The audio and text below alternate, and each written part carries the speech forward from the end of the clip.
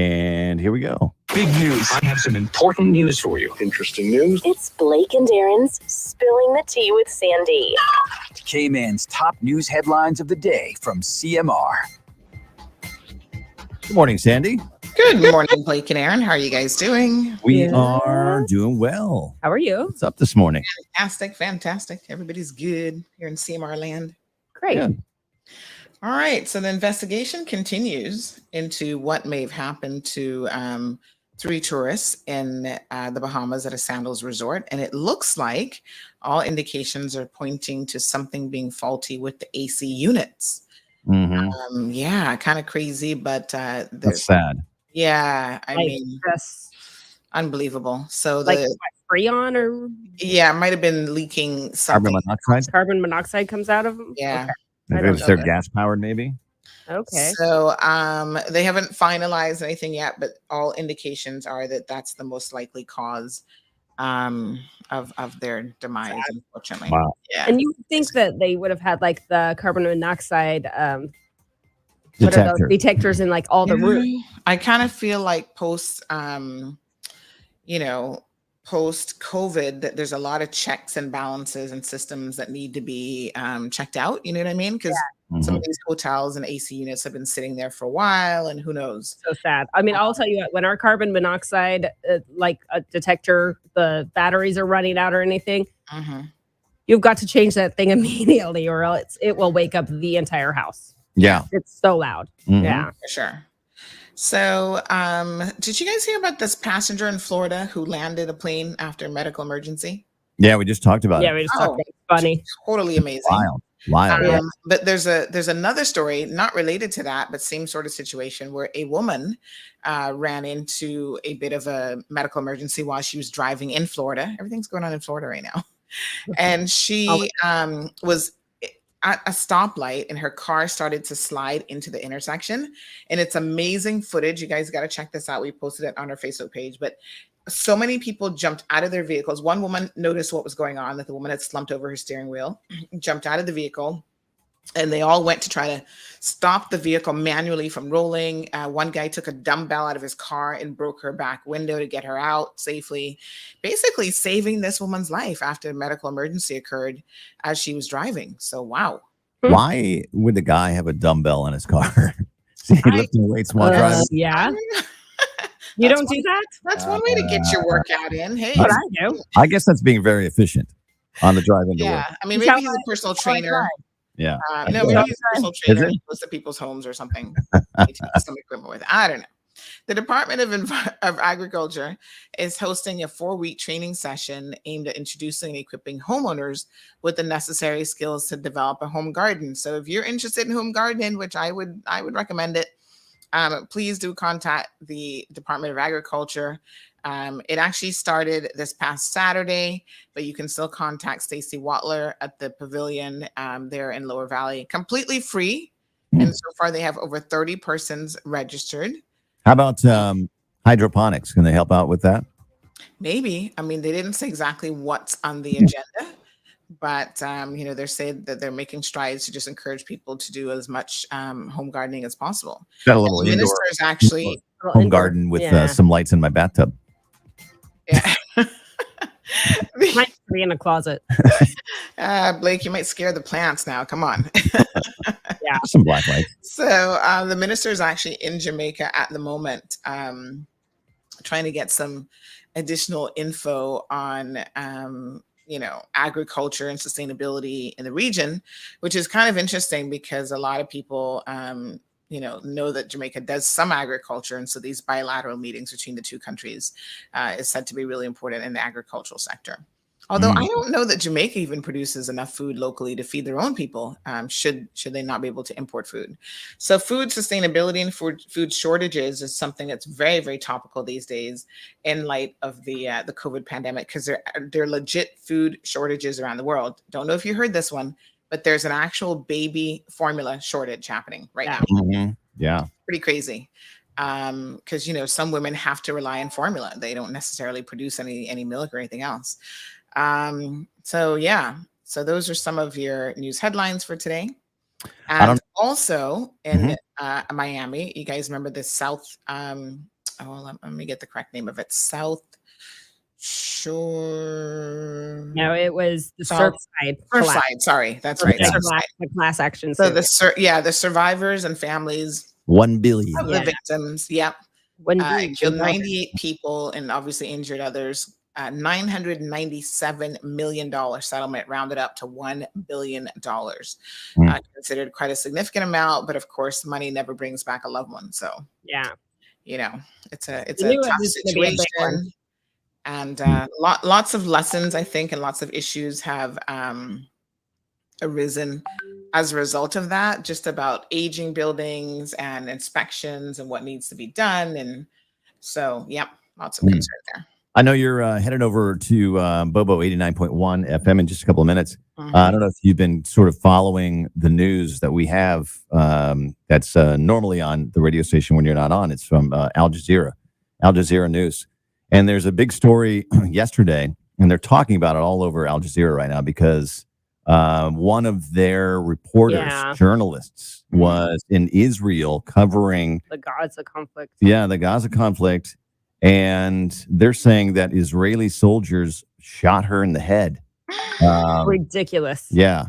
And they're talking about how that they have targeted Al Jazeera journalists for a long time. And so they're obviously very upset and calling it murder. And so that is what's happening on Al Jazeera today. Yeah, they're a huge story on Bobo. Oh my gosh, it's horrible. Yeah. Wow. Yeah, that's unbelievable. And I mean, I must be honest, there's been a very different type of coverage of the Ukrainian situation versus other places in the world that have active conflicts. And I think that's been pointed out by some media. And this is the sort of thing that should make everybody, extremely concerned because it's horrible. Well, the atrocities in Ukraine are just they resemble World War II. So definite war crimes being committed. Yeah, sure. Absolutely. All right, we'll catch Sandy's show right now on Bobo 89.1 FM. We'll see you tomorrow for the Friday headlines. All right. Thanks a lot. All right, folks, we're about to go live on Bobo. Good morning to everyone. How are you guys doing? Hope you guys are well. We do have a guest that's coming on this morning, by the way. Let me just pull up my guest notes. Okay.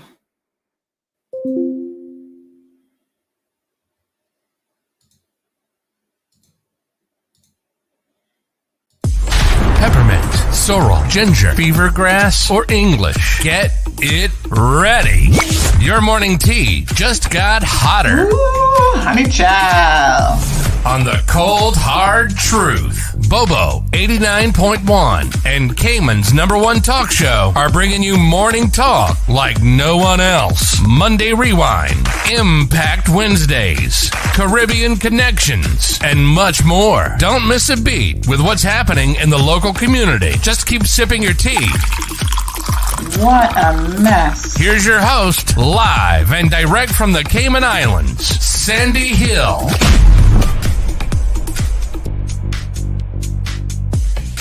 Good morning, everyone. Happy Thursday. It is May the 12th. One day away from, what's tomorrow?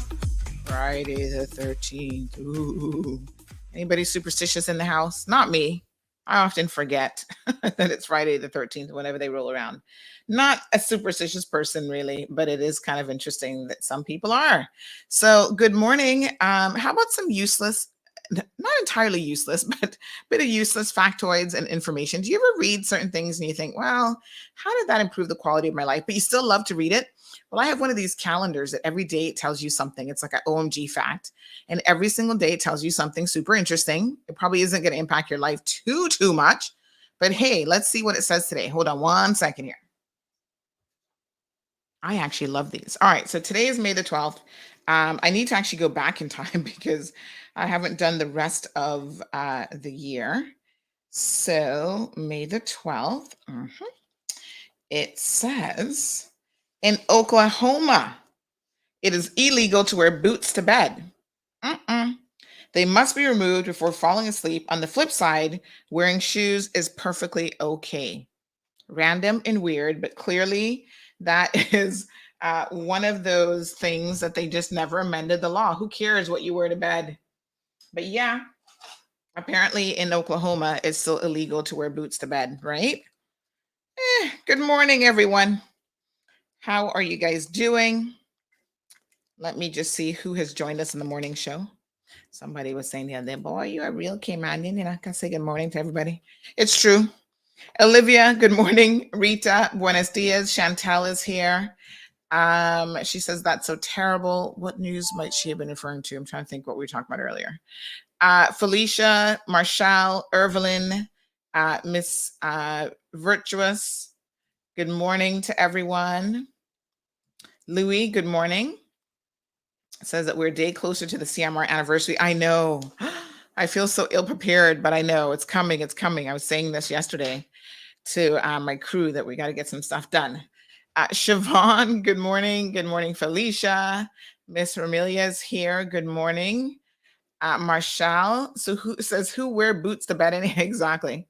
I guess back in the day, maybe you wore boots because you're afraid something was going to bite you like a rattlesnake or something. I don't know what might have been crawling in bed with you. Probably was important to just keep your shoes on. Good morning to Rawil, says watching from the Philippines. Oh, thank you so much. By the way, we've got these greetings. I think you guys have heard DJ Yo-Yo's greeting where he's giving us a big shout out in Spanish. We actually have one for the Filipino community as well. I've got to pull it up and play it. Thank you guys who support us both here and abroad.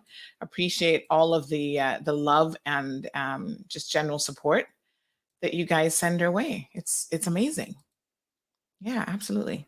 So good morning to you and thank you. What time is it in the Philippines? I reckon it's probably in the evening hours. Wee, good morning. Good morning to Rovena. So today's discussion includes having a look at the interest rates, what the feds are doing, and trying to understand that whole situation. I think most of us don't really understand a lot about economics and money management even. And so we have an expert who will be joining us shortly from USF and University of South Florida. That's my alma mater there, folks. And thanks to Kevin, who has the inside track there at USF, and he's able to get us a lot of these experts on the program. So Dr. Michael Snipes is going to be joining us, and he's an associate professor of instruction of economics. And so hopefully he can answer some of our questions. But gosh, I think the bottom line is it's going to keep increasing. The Fed's at least expected to raise it probably another 6 times this year. Whoa, that's a lot in such a short space of time. So we need to understand what's going on with the economy and what does that mean for you and I. Inflation's up, the cost of everything has gone up. And so we gotta rein it in, folks. Tighten your belts a little bit as we ride out this economic wave. And oftentimes these things are economic waves, they're cyclical. The problem is if it hasn't happened in a while, you probably don't remember the last time it happened, right? So if it was like 30 years ago, some of you may not have been born yet. And the rest of us were just like kids and we didn't know what was going on. We just knew that we had a belly full. And so our parents were probably dealing with the stresses at the time. So we will get into that. So tomorrow's segment, by the way, should be a very, very interesting show. Whenever I plan something, what do they say about make plans and then you'll see that God will just laugh at you? So this is so true on a number of different levels. Happens here every single day. You kind of think, right, this will be the discussion for tomorrow, and you plan everything out. And then somebody throws your curveball. Well, that's okay. We're okay with curveballs. We just go with the flow. So yesterday, as you guys know, the minister was actually on the program and she was waiting in the back room. And unfortunately, she never got on the show because, the discussion totally went in a different direction and she wasn't yet in the studio. So we were, talking about other things. And then she had another engagement. So she's back this morning. Thanks to her for being patient. She's back this morning and we will get into some constituency discussions with her to see what has been going on in her beautiful district of Prospect. Now, I must tell you that we were supposed to have Premiere Access last night with Premier Panton. So that's every other Wednesday. And we did miss him 2 weeks ago because he was at the conference in Florida. So he was unable to attend that one. And then last night, unfortunately, he got sick in the afternoon. He was not feeling well. And so he did not make it. But if you didn't tune in, you missed a real treat on our social media platforms because we aired the interview with Mr. Norman Bodden. What an interesting life he's had. Wow. I was blown away about so many different things as it relates to his life story. Everything from, the fact that he had a hearing impaired mother, a mother with a handicap. And you can imagine that back in those days, that would have been considered a significant hindrance. And he even said, he feels like if his mother was born today, with all the technology and medical advances that we have, that the hearing impediment that she had would have been fixable. It would have been something that could have been repaired. And I thought, wow. There are people who use the implants. What do they call again? Begins with a C. I always forget the name of it. Cochlear implants. I'm probably totally mispronouncing that, but it helps them to be able to, even if they can't hear everything, it does help them to be able to have some sound coming through, right? And I was actually at a function this weekend. I saw someone, a hearing impaired individual. I saw her implant, but I don't know how much she actually she had someone who's signing for her, so I don't think that she really hears very much, if anything at all, really, with that implant. I'm not really sure, but sometimes you're afraid to ask someone with we shouldn't be afraid, because I think we need to talk to people with disabilities, right?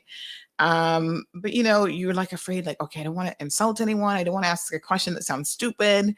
But I always find it fascinating how persons with these hardships really find they have so much courage, and they find a way to just live and to get it done, right? I know the world isn't always kind to individuals who are differently abled, and so she had her sister with her, this young lady I'm thinking of that I saw this weekend. His sister was translating for her, and I thought to myself, that was so good, because we were at a table and other people were like having conversations, and of course she's sitting there. We're not talking to her, but you're sitting at a table or dining table or a lunch table, whatever, and other people are having conversations.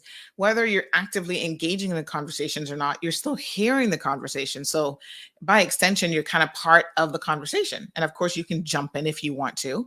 And then I thought to myself, she doesn't have, someone who's hearing impaired doesn't have the benefit of saying, oh yeah, let me jump into this conversation.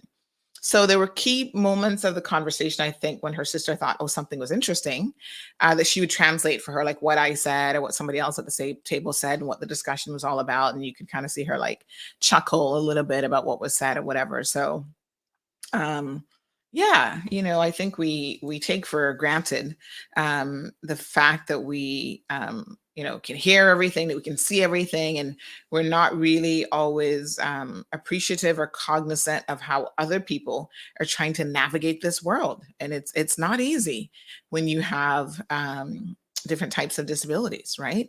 And a disability isn't always obvious to us. So sometimes people will have a disability that we are unaware of. And so sometimes we get a little bit insensitive. So Scott says the Bodden interview was fantastic. Thank you so much, Scott. So we will be continuing these interviews. I'd love to be able to air one a week. We've got people, we're trying to get people lined up, like Mr. Steve Macfield. Hopefully we're going to be able to do soon. The older they are, in my mind, the more urgent it is that I reach them, especially if their faculties are still intact, because that's really, really important. And I must say that Mr. Norman Bodden, can't get nothing past him, child. He is as sharp as a knife. And, after the interview, there's always questions. You're like, oh, I wish I'd asked this or I'd asked that. But he's just super, super fascinating. I was particularly fascinated by his love story with Miss Virginia and how he met his Miss Virginia. I mean, he said, listen, he was dating another lady for like 2 years, and he saw Miss Virginia, and that was it. It was like love. and it wasn't an easy love because her dad was like, oh, no, no, no, no, no, no, you're not good enough for my little daughter, my only child, my only daughter. And so, he talked about growing up poor, coming from a single parent household, which I thought was so interesting because back in those days, of course, the stigma even attached to that was amazing. And I didn't really ask him who his dad was, but he mentioned the Mall Road. You guys got to go listen to it. It's pretty interesting. He mentioned the history of the Mall Road and how people talked, and if there was a quarrel, kind of how the information got back to people. But someone who was listening to the show said that that Mr. Norman Bodden was fathered by their great grandfather, who was Captain Rail Bodden, and they say, and actually he looks exactly like my grand uncle. Is this Bose? Bose? I don't know. My grandmother's brother. So basically, all these people are connected in Georgetown. So they said Mr. Norman is also my grandmother's brother. So it took me a minute trying to figure that out. I'm like, huh? But yeah, I mean, this is, these things happened and it is what it is. But, he was a respectable young man, and it's obvious that people saw the potential that he had even as a young boy and wanted to help him with his education. So he talked about, people sponsoring him to be able to go to school and pay for his tuition. I thought, wow, that's so absolutely amazing. So Omiria, good morning. Says got up late this morning, but right here with Bobo. Beautiful. So folks, you guys know by now, Bobo 89.1 FM is the station to tune into, especially in the mornings, to ensure that you get the show if you're on the road. If you're at home, you got unlimited data, you can certainly watch it, because I think some people like to watch the video. So good morning to Malita, Ervelyn. I'm not sure what that question was about, so do let me know. Omeria says, honey cha, your lipstick is glowing this morning. Love the color. Thank you so much. Sometimes I spice it up with this. I've got several different shades of this kind of pink color, but yes, anytime I wear it, people are like, ooh, it's really popping. All right, Mr. Michael Snipes, are you ready for us? I see you kind of fixing the hair, looking good. Good morning, good sir. How are you? I'm doing well. How are you? Good. I love that you have a turtle in the background. Yes, of course. As you know, we are islanders here in the Cayman Islands, and our turtle is not our official meat. I don't think there's such a thing, but we do eat turtle. So yeah, not so much around here. No. Yeah, but we love turtles. Just generally speaking, they're such a beautiful creature. So let's jump in this morning.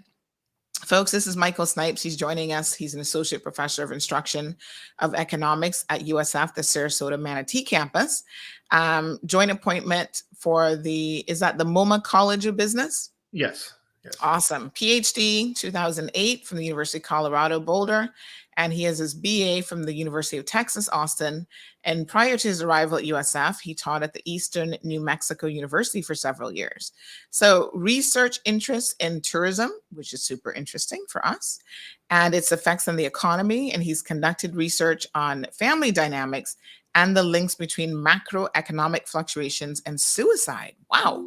Super, super interesting. So, Dr. Snipes, we wanted to have you in the program to hopefully try to break down for us what's happening in the economy. To be quite frank, a lot of us have no clue what the feds do. And all we know is they keep increasing the interest rates, which impacts us here in the Cayman Islands. So tell us what they do. And in this particular moment, they've said at least 6 increases are coming, major increases. First time I think we've seen increases since maybe was it back in 2000? It's been a while. It's been a while. And so, what's going on? Well, really what the Federal Reserve is and what they do is several different things, but kind of their primary job is to really kind of act as a regulator for banks in the United States. And that's one of their primary things that they do. Another thing that they do is they also set policy. So how we can control how much money there is in the economy. And it's really kind of those two things, those two jobs, if you will, that really kind of come into play, especially now when we're tackling not unprecedented inflation in the United States, but certainly much higher than normal inflation rates here in the United States. And so one of the stated targets or one of the stated goals of the Fed is to, one, control unemployment, and two, to control inflation. And really, those two things are pretty closely related. So for kind of the purposes of what's going on now, what the Fed really does is it sets policy and enforces that policy for all of the member banks that come underneath them, with the stated goal of trying to control inflation and control unemployment at the same time. Right. Well, tell us what is inflation? Because a lot of us need a economics 101. So what exactly is inflation? Well, in very broad terms, all inflation is just an increase in price. But more specifically, it's an increase in a price index. Most of the time, we use what's called the consumer price index. And all that does is just measure how much it costs the average consumer to make their purchases. So, do I spend, $1,200 a month on rent, $300 on food and cars and insurance and things like that? Add all those together and we can come up with an index called the consumer price index. Right. And so what inflation really does is it tracks kind of how the cost of living is going up for consumers. And that's really kind of at a core what it really measures. And so we know right now that inflation is at an all-time 40-year high. And I was just saying this a few minutes before you came on the program. For a lot of us, that is shocking. A lot of us might not even be 40 years old. So when we hear about a 40-year high, all we know is the price of everything is really, really expensive right now. 8.3%. It says that inflation barreled ahead at 8.3% in April from a year ago, and it's maintaining this near 40-year high. What are some of the key areas that inflation is impacting? Food? It's really across the board. Yeah. So again, it measures kind of this broad price index, and that includes everything that the consumers buy. So we're really seeing an increase in the price of everything. It's going to be food, in particularly meat. Rent is certainly much higher than it normally is. Gas prices were going down for a little bit, and it looked like there might be some kind of bright spots there, but gas prices are now starting to go back up again. So it's a very broad measure of prices in an economy. And when we look at the things that kind of eat up the biggest part of a consumer's budget in healthcare and housing and things like that, we are seeing increases in prices in rent and in healthcare. And if those are the things, especially in Florida where I am, that most people use and eats up a large part of their budget, that's really going to have kind of an outsized impact on those consumers who consume those goods most readily and most often, as opposed to somebody who lives in another state where healthcare expenditures might be a little bit lower, rent might be a little bit better. So I mean, it is targeting some goods maybe disproportionately more than others. Food and rent being two of the big ones, but it really is kind of an across the board measure. And we're seeing prices just in general increasing. Right. So here's a basic definition again, folks. What is inflation? Inflation is a loss in purchasing power over time, meaning that your dollar simply does not go as far tomorrow as it did today. Typically expressed as the annual change in prices for everyday goods and services such as food, furniture, apparel, transportation, toys, etc. So when they try to control inflation, this is now where you have to look at what actually causes inflation, right? So what would you say is the cost of this rise in consumer demand? They said that's one of the things that actually causes inflation. What does that mean? Yeah, so again, we need to keep in mind that when we're talking about inflation, it's a very broad macroeconomic indicator. It's not for one individual person. So what's true for the economy as a whole might not be true for just a single individual. And that's one thing that we do need to kind of keep in mind. And that kind of plays into policy as well. We see, if we put in some sort of policy into place to try and address inflation, that might help the economy as a whole, but does it really affect me as an individual? And so there is kind of that decoupling that we need to make. Right. But when we're looking at, kind of what are some of the things that are causing this kind of not unprecedented, but again, really high inflation rates, part of it is going to be an increase in demand. And I think a lot of that ties into, in 2020, 2021, and especially in, the early part of 2022, there was a lot of pent up demand. There was a lot of people who were struggling, who were out of work, who were experiencing decreases in income, but increases in economic insecurity. And that's something that's really going to affect how much consumers buy. It's going to affect how much investors choose to invest. It's really going to affect just about everything across the board. And so if we had this decrease in income and we had this decrease in spending, that's one of consumer spending. That's a huge part of demand in the United States. Consumer spending makes up roughly on average in a normal time about 70% of the American economy. So if you have a really any kind of small decrease in consumer spending, that's going to have a much more outsized effect on the economy as a whole. But if we're going through a pandemic like we have been for the past 2.5 years or so, that's really going to be kind of a long sustained drag on personal consumption, and that's really going to have an outsized long-term effect on demand. So as we kind of come out of the pandemic and the labor market is improving, still not great, but improving. So as we're coming out of the pandemic and the labor market is improving, now we're starting to see kind of a lot of that demand that was kind of held back by the pandemic. Now we're starting to see all of that demand and all of that money now start to come back into the economy.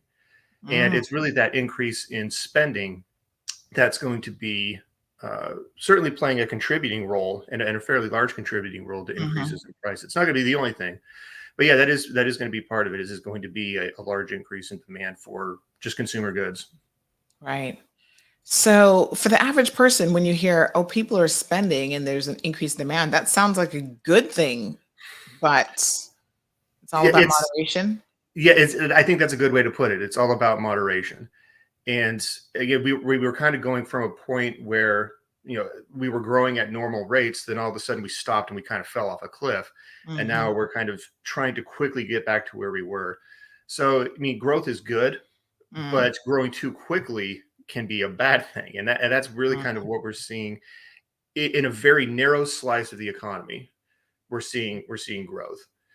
Right. So maybe not growth for the entire economy, but in a narrow slice, we're seeing growth, and it's that growth and kind of making up for the decrease in spending that we saw for the past 2.5 years, kind of trying to play catch up for the economy as a whole.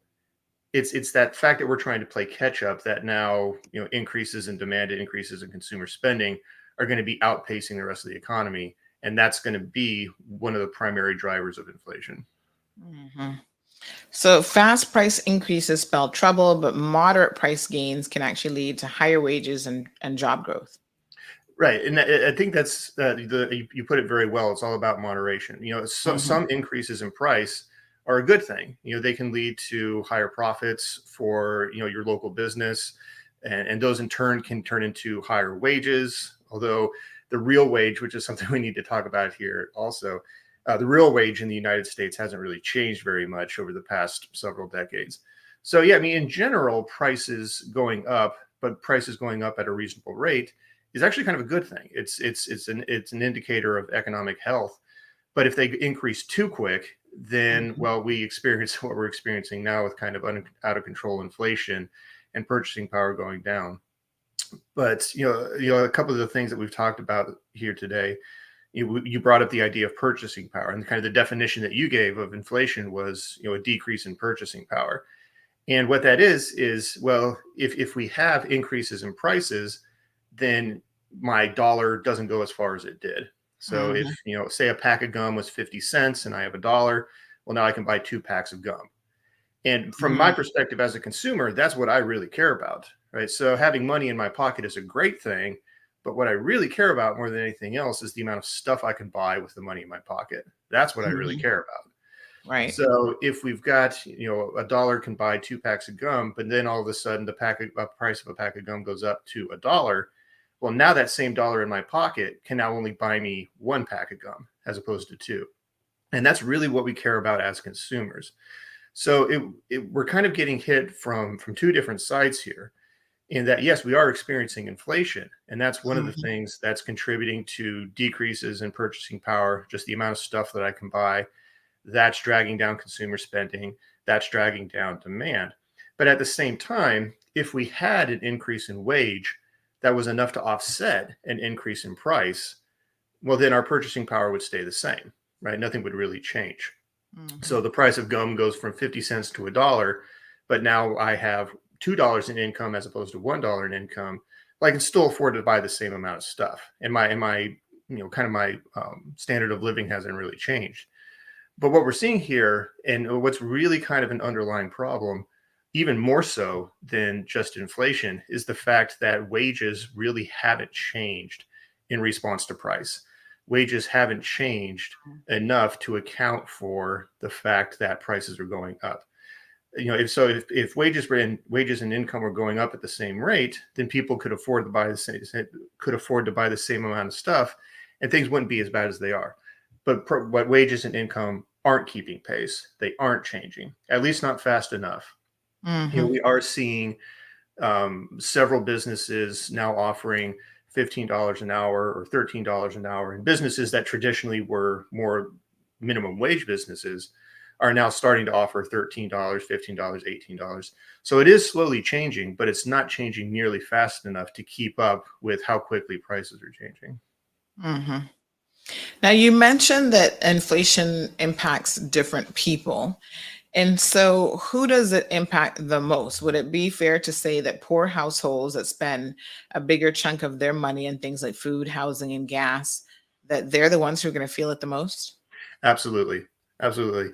There's a documentary that I like, and somebody that they were interviewing had a quote that, the poorest, as always, end up paying the most. Mm, And so if I am low income and I don't have any way to necessarily increase that income or increase my wage, then yeah, if most of my money is going to go towards staple goods, then that's where my money is going to go first, and I'm not going to be able to afford to buy other things. mhm, And so, especially here in Florida where I am, inflation in Florida is the worst in the country.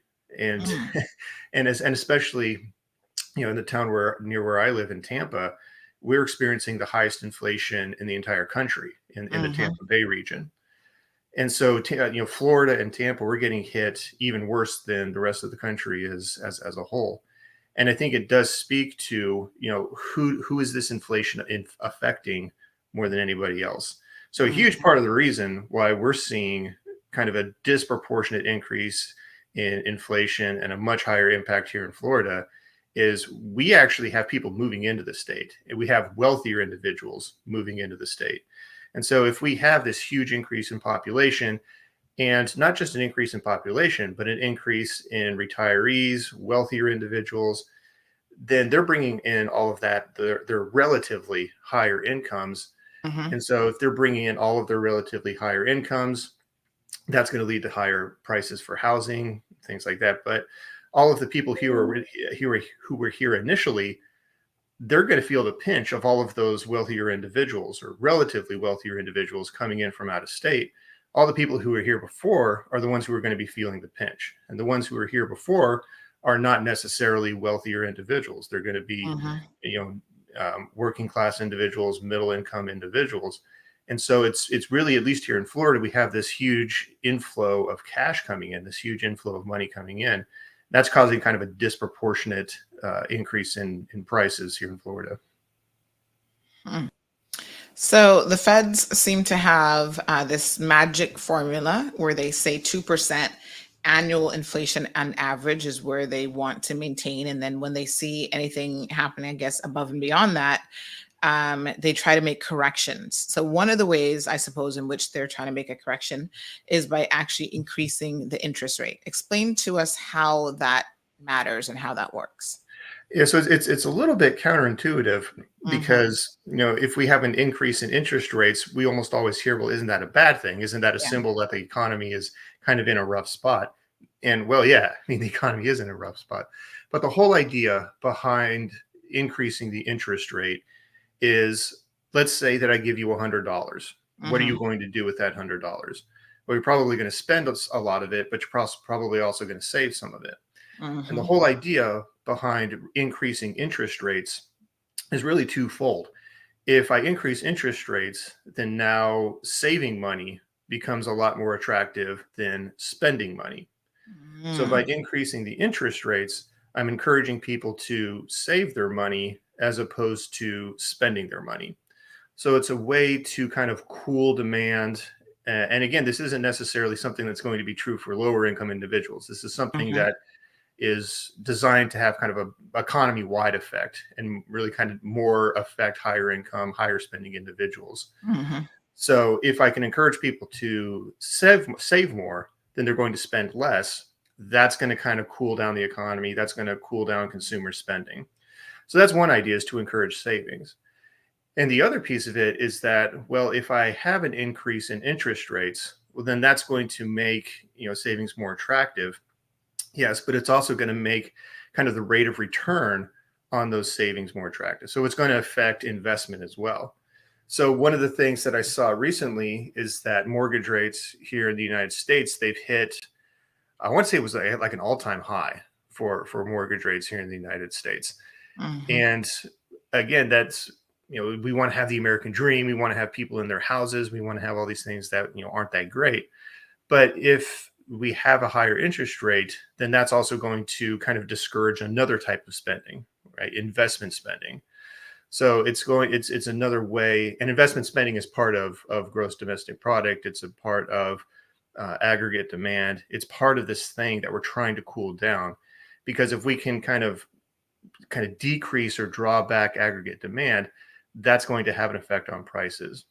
So if the economy is growing very quickly and experiencing this high inflation, well, if we can encourage people to save their money as opposed to spending it, that's going to take spending out of the economy as a whole. And it's also going to encourage people to save more. It's going to make kind of investments more expensive. So that's another way that we can kind of cool down the economy. So it's kind of the macroeconomic equivalent of kind of taking money out of your pocket. But instead of an individual's pockets, we're taking money out of the country's pocket, so to speak. And that's a very rough, very loose, kind of Mhm. analogy. But from a macroeconomic standpoint, that's really kind of what's happening is the Federal Reserve is trying to take money out of the economy as a way to cool down a lot of the inflation that we're seeing. Right. But if I already have a mortgage, so I'm trying to understand in real terms how that works, right? If I already have a mortgage and the interest rate keeps going up on that variable rate mortgage now, how is that going to encourage me to save? Because I'm just paying more on my Yeah. mortgage, and Yeah. maybe I don't have as much disposable income on other stuff, but that also probably means that I don't have as much to try to save either. That's very true. And it does matter what type of mortgage you have. Do you Okay. have a variable rate mortgage, or do you have a fixed rate mortgage? Right. And if I may offer people a piece of advice, I'm not a financial expert or financial advisor. From my perspective, the fixed rate mortgage is a much better way to go, because for the exact reason that it doesn't Hmm. vary. Right. So yeah, it's certainly possible that if we have these increases in interest rates and increases in mortgage rates, if I do have a variable interest rate, then yeah, all of a sudden my 4% mortgage rate is now going to be 5.5%. That's going to be a huge hit, especially on something as expensive as a house. That relatively small change in terms of percent is going to translate to a pretty good amount of money that I now have to spend. So yeah, with a variable rate mortgage, that I absolutely would buy that, and I would agree with that. And so, yeah, then it's maybe a little draconian, Hmm. but if I'm spending more money on housing, then I'm spending less money on other things. And so then we need to think about, well, who is that going to more negatively affect? And it's not really going to affect wealthy individuals. It's going to affect middle income individuals, and it's going to affect lower income individuals a lot more heavily than it would Hmm. upper income individuals. Elon Musk is going to be able to absorb that 1.5 point increase in his interest rate much more than somebody earning $40,000 a year. So yeah, I do agree that is kind of one of the negative aspects of this, is that if you do have an adjustable rate mortgage, if there is increases in interest rates and mortgage rates, that's going to hit those individuals fairly hard. Um, and that is one of the negative drawbacks of that. But what they're trying to do is, from a economy wide perspective, from a macroeconomic perspective, we're trying to get the economy to cool down. And if Hmm. we can do that by having people maybe pay more in their mortgages, well, now they're spending less money in other areas. that's maybe one way, at least for lower middle income individuals, that we can try and cool the economy down. So if we're sitting here now, and of course people are listening to this and they're going, right, well, all I know is every month I'm seeing my mortgage payments go up. Yeah. What I know you said you're not a financial advisor, but what would you recommend from a personal money management perspective? Is it better for someone to start paying extra even on that mortgage to try to dispense with that debt a little bit sooner? If they can, but Yeah, a lot of the time that's not possible for most people. yeah. If that is an option, the quicker you can get your principal paid down, the better. And the quicker Mhm. you can get it paid down, the less you're going to be paying in interest. But that's just simply not going to be an option for a lot of people. Right.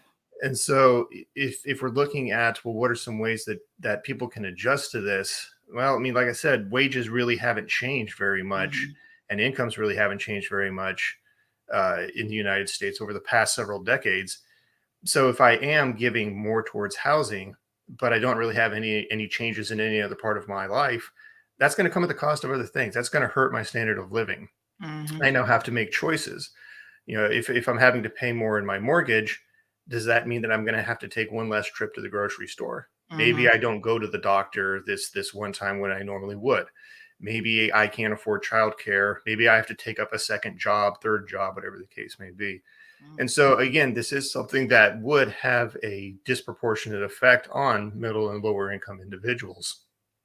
And so there's not really any kind of good directed advice out there that I could give other than saying that I definitely do think that fixed rate mortgages are a much better option than Mhm. adjustable rate mortgages, simply for the point that you brought up that we've been talking about here, is that you're always going to be consistent in your payment. I do Right. think that's going to be one big thing. And another thing is there's there's really just not a whole lot of ways out there to increase your income other Mhm. than getting a second job, third job. Uh, but for a lot of people, it's just going to be hurting for at least the next couple of months. It's just going to be kind of hurt as the economy and politicians and policymakers try and get us out of this. Anything in the horizon with increasing wages? So why are they so quick on the one hand to increase interest rates, but governments don't look at increasing minimum wage? Is that a solution? I mean, you've said that that's part of the problem is that Yeah, we increase the pricing and you're unfortunately, not making any more money. that comes down to a policy choice. Yeah. And I'm a big believer that poverty is a policy choice. Mhm. And so the part of the reason why we're seeing changes in the financial sector and in interest rates and not changes in things like minimum wage or changes in maybe some of the support packages that we saw, especially in 2020. So why we're seeing changes in the financial sector as opposed to things that could directly help consumers, I think really just comes back down to political power more than anything else. That if I have the money to lobby politicians, then they're going to pass policies that, yes, are designed to help the economy as a whole, as the macro economy, but on the ground are more designed to help me as a wealthier individual. So, there's several ways that we could stimulate the economy. There's a lot of different ways that we can do it.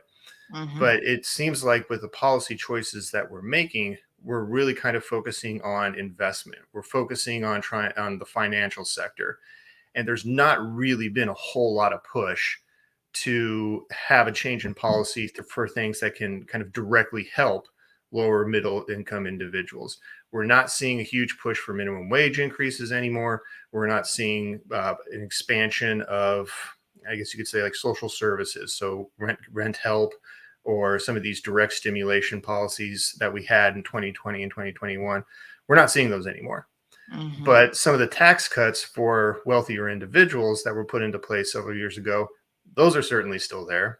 So it maybe it seems a little cynical. I don't know, but I really do believe that it does come down to a policy choice. If we do want to have some policies put into place that can help the economy, we can do that. And we can do that in a way that would help kind of the average individual, the average consumer. We certainly can do that. That's something that the federal government has control over. But Mhm. we're not seeing any kind of policy changes necessarily coming from the federal government they're coming from the federal bank. They're coming from the Federal Reserve. And when you see that, that's primarily designed to help maybe higher income individuals and help investment side of things, as opposed to regular consumers. Wow.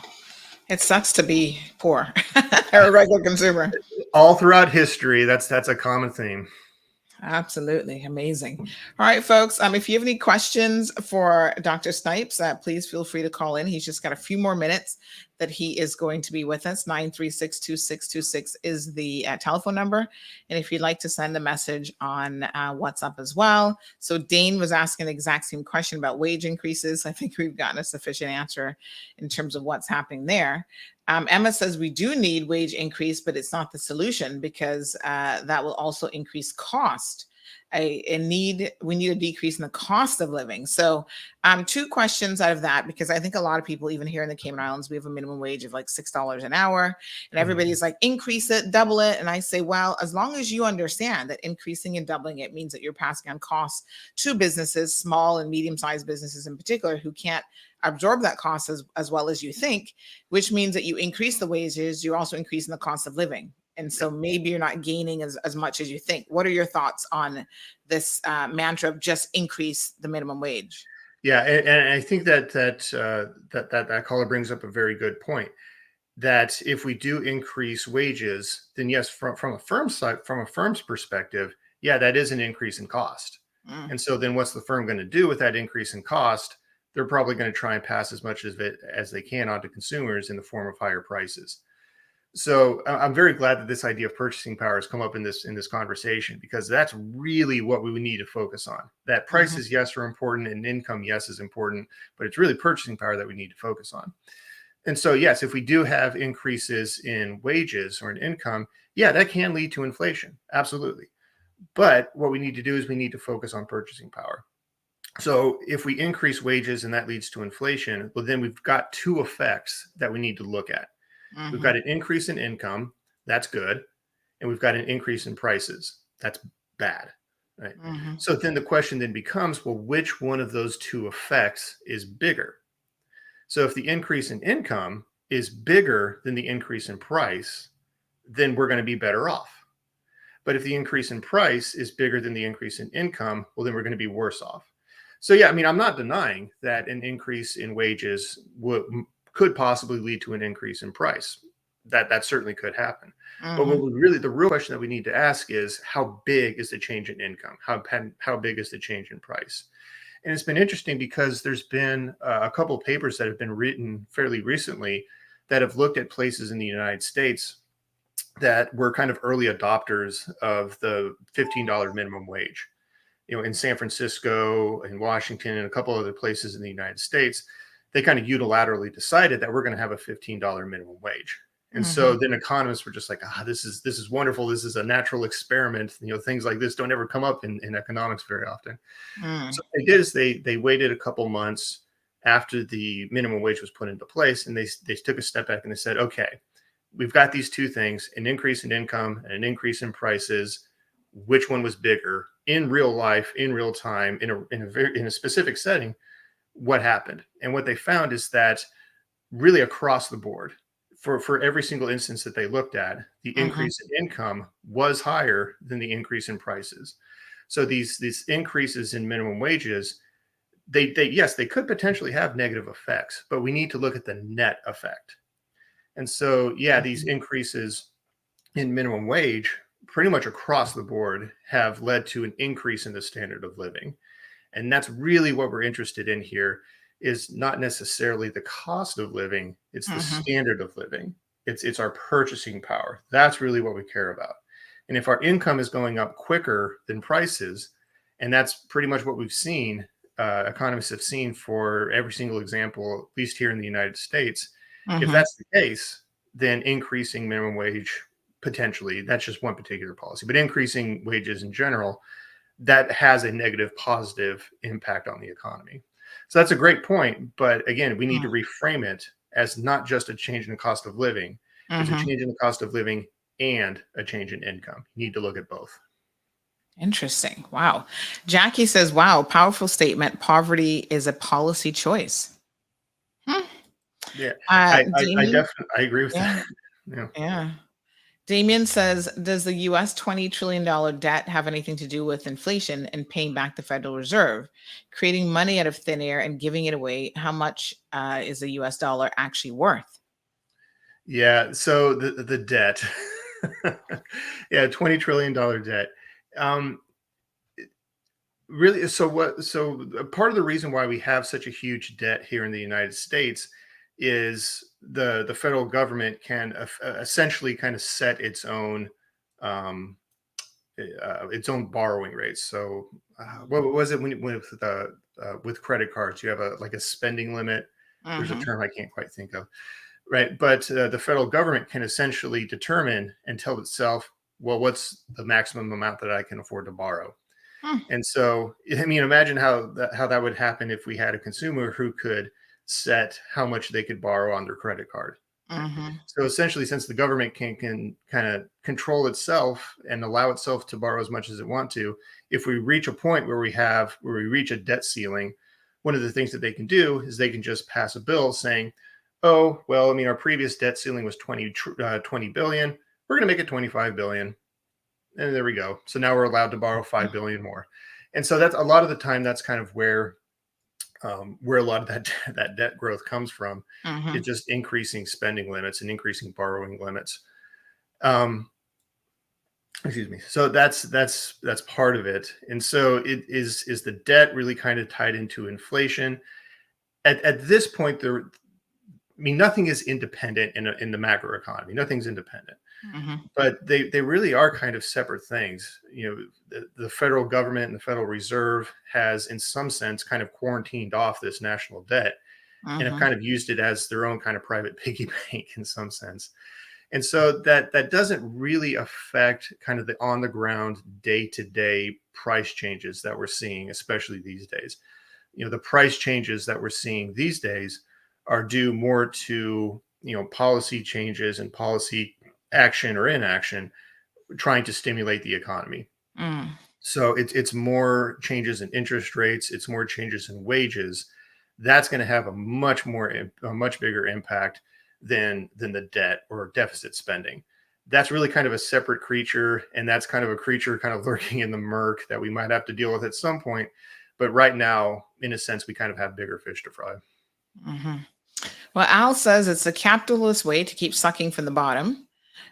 Damien Yeah. says, change your exchange rate to 0.70 and 0.74 and charge a 3% fee for all outgoing transfers. So this is, here in the Cayman Islands, the Cayman dollar is actually, a lot of Americans are surprised to hear this, but the Cayman dollar is actually stronger than the US dollar. So it's like, I think 80 to 1 if you're doing cash. And then if you're writing like checks or other transactions, it's 82 cents to the dollar or whatever. So anytime we have visitors come in and they hand you a US dollar, they're shocked to know that that's only worth 80 cents to us because they're like, oh, no way. The American dollar is the most valuable money in the world. Well, not in the Cayman Islands, apparently. So Damien's suggestion is adjusting the exchange rate and then charging a 3% fee for all outgoing transfers. I know you wouldn't necessarily, be an expert in the Cayman economy, but just generally speaking, does it make sense to do stuff like that to adjust your exchange rate and charge fees on outgoing transfers? Like, how do things like that impact the economy? Yeah, so that could be one way that you could approach that, and that's really kind of a more nuanced and detailed policy that would be put into place. Giving and I'm being overly simplistic here, but giving people money, that's very straightforward. Everybody's going to understand how that works. But the Mhm. whole idea here, between kind of controlling the exchange rate and controlling outgoing transfer fees. And again, I'm not an expert on the Cayman economy, Mhm. but if what that would do is that would be a way to kind of keep money on the island and kind of prevent it from leaving. So the more money that we can keep on the island, or the more money that we can keep in one particular place, that's more money that can be used in the economy to make purchases, Mhm. to buy things in our daily lives. And so the more money that we can keep on the island, well, then the better that's going to be. So it's kind of like keeping more income for myself or keeping more income for the country. That's going to be something that we can kind of distribute through the economy. And then that should help people. And it's the same thing with exports, is that if we can make exports from the Cayman Islands, if we can make them relatively cheaper, and we can do that through a change in the exchange rate. Well, if the Cayman Islands offers a better exchange rate, then your goods are going to become less expensive for everybody else in the world. And so if Cayman goods are less expensive for everybody else in the world, then everybody else in the world is going to want to buy Cayman goods. And that's one of the ways that you can increase, kind of stimulate the economy. So that is something that could work. That like I said, that is a more nuanced and subtle policy, but that definitely is something that could kind of keep wealth on the island. It is something that could stimulate the island as well. So very, very interesting. Two more comments here. Diamond Princess says grocery prices have increased and also utility and rent. Their salaries the same. People find it hard to feed. We do need a salary increase and the minimum wage needs to be increased. Al says it's better to increase the minimum wage so that it gives purchasing power. What do people do traditionally when there's an increase in the minimum wage? What do you mean? How do their spending habits change? Oh. Is it really beneficial to them, or do they just find more ways to spend money? Yeah, well, and we need to think about things right here. So we're increasing the minimum wage, but let's kind of change our cadence there. We're changing the minimum wage, right? That's what we're doing. And so who are the people who are earning the minimum wage? Yes. It's low income individuals. Yes. Right. I mean, I and the people that I work with at my university, we aren't earning the minimum wage. And so when we need to think about increasing the minimum wage, who's that going to affect most directly? Who's that going to help most directly? It's people earning that minimum wage. It's people who are lower income. And again, I think it goes back to there's just it's not very politically sexy to do so. Right. So if we can have an increase in the minimum wage, that's going to help lower income individuals. It's going to help middle income individuals. Increasing minimum wage isn't going to directly help wealthier individuals. Long term, it will, because if we can get lower income individuals, get them a certain amount of stability and security, same with middle income individuals, eventually that's going to grow the economy. And if we have economic growth, eventually that's going to help wealthier individuals as well. But it's a process and it takes time. So it's not really going to help upper income individuals. And I think that's why it's not very attractive for a lot of policymakers. And I mean, does it matter what percentage of your population is actually making minimum wage as well? Like I know a lot of people say that here, but one of the questions I always have for the statistics office is, as you said, who is that actually going to impact? Is it 5% of the population? Is it 10% of the population? Like who is at the minimum wage? Because there are a lot of people here who are simply not minimum wage earners. So when they say increase the minimum wage, that's not likely to be something that's going to necessarily benefit them. Or does it benefit everyone? So say it's only 10% of the population that are at minimum wage. Does it benefit everyone when those individuals have more spending power? Long term, it does. Long term, it does. And so this would be an effect that you might not see show up in economic data. You might not see this increase. You might not see this benefit in macroeconomic data. You may not see it for 6 months, a year, 2 years.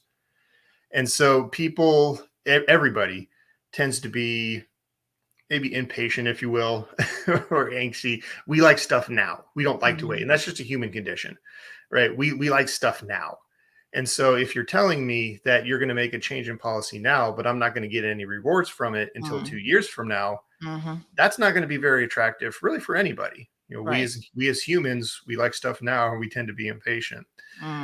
And so if it is, the higher your population, the higher percentage of your population that is lower income or middle income, then any increases in their income is going to have just that much higher or that much bigger of an impact. So if maybe 10% of my population is lower income, and I want to compare that with another economy where 60% of my income or my population is lower income, then a policy addressing 60% of the population versus 10% of the population, that's going to have a much bigger impact. And I would agree with that. But another thing that we need to take into consideration is, yes, who are the people who would be the develop, or who would be the people who would be benefiting from these policies. And yes, it's lower income individuals, but then we can ask kind of a second question: who are the lower income individuals? So these policies, if they're addressing lower income individuals and their spending and their cost of living and their experience, then lower income individuals tend to be women. They tend to be people of color, and so again, it kind of comes back to, is there going to be kind of the political will? So if the people who are going to be most directly helped are going to be women, they're going to be people of color, those are the people who are going to receive most of the benefits, is there going to be enough political will to make that push for those individuals? Super interesting stuff, folks. I was just having a quick look at an email. I know that someone sent in a question here. Let me see if we can make any sense of this. So this one says the U.S. Federal Reserve raised the interest rates on May the 4th, 2022 by 0.5%. Additional increases in the rates are expected in 2022. CNB, these are local banks, Cayman National Bank and the Bank of Butterfield immediately announced that the CI and U.S. prime rate would increase from 3.5% to 4% and would take effect on May the 6th. 2 days notice. Royal Bank of Canada announced that the U.S. prime rate will increase as well, and it will take effect on June the 6th, some 30 days notice. I think this is more of a question for probably your local politicians, but it's just asking about who's policing the banking association. So when the feds increase the rate, it has an immediate impact pretty much on us here in the Cayman Islands because, I guess our buying power is tied into the US dollar. So our rates increase at the same time. So that 0.5% is passed on to consumers immediately. And we get notifications that essentially say that all products linked to the CI, which is a Cayman Islands dollar, and US prime rates will be adjusted at that date. Any idea why some banks might be adjusting it immediately, whereas other banks might take a month? I'm not sure. Yeah, it depends upon what the focus of that bank is primarily. So is this a bank that is primarily focused more on investment goods and focusing on the investment and the financial side of the economy, as some banks are? Or is this a bank that is more focused on being kind of an intermediary between borrowers and savers? Think your local bank.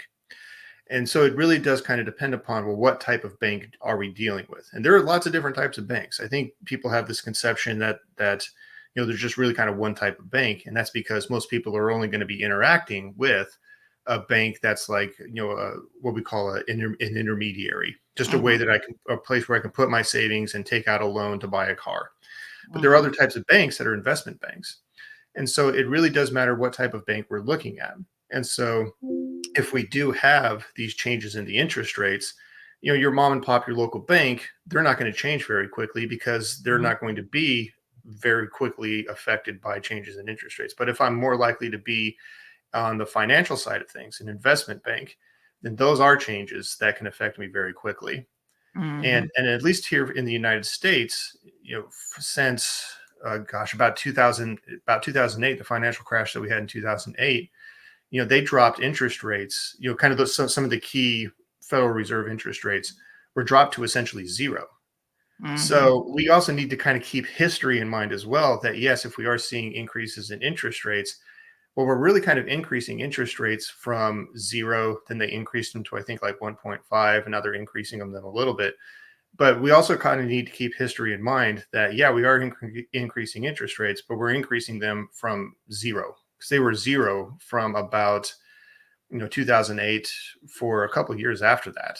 And so if we increase the interest rate, we're also kind of getting things back to normal, kind of where things were before. And it seems weird that this does tie back into the financial crash of 2008, and it does specifically in terms of interest rates. But yeah, that is part of the economy that never really got back to where it should be, right? We kind of kept interest rates artificially low. And now we're trying to increase interest rates in response to a new crisis, the pandemic that's happening. So we also kind of need to keep in kind of keep in mind what happened in the past as well. One final question for you. I know a lot of people are listening very, very intently. They might not be asking a lot of questions, but they're commenting and saying this is a wonderful conversation. They are learning a lot. Does this entire situation mean that we are heading into a depression? Like overall with the economy, what exactly is going on? Remains to be seen. And I think that this is one place where people tend to get really annoyed with economists. The answer is, I don't know.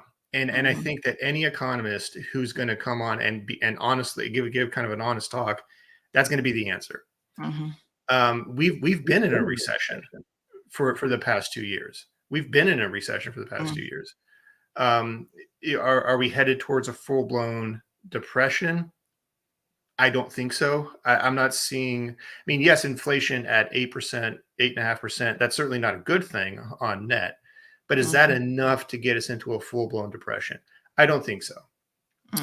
But it's certainly the case that, if we put policies into place today to try and help the economy today, we may not see the effects of those policies put into place until 6 months, a year from now.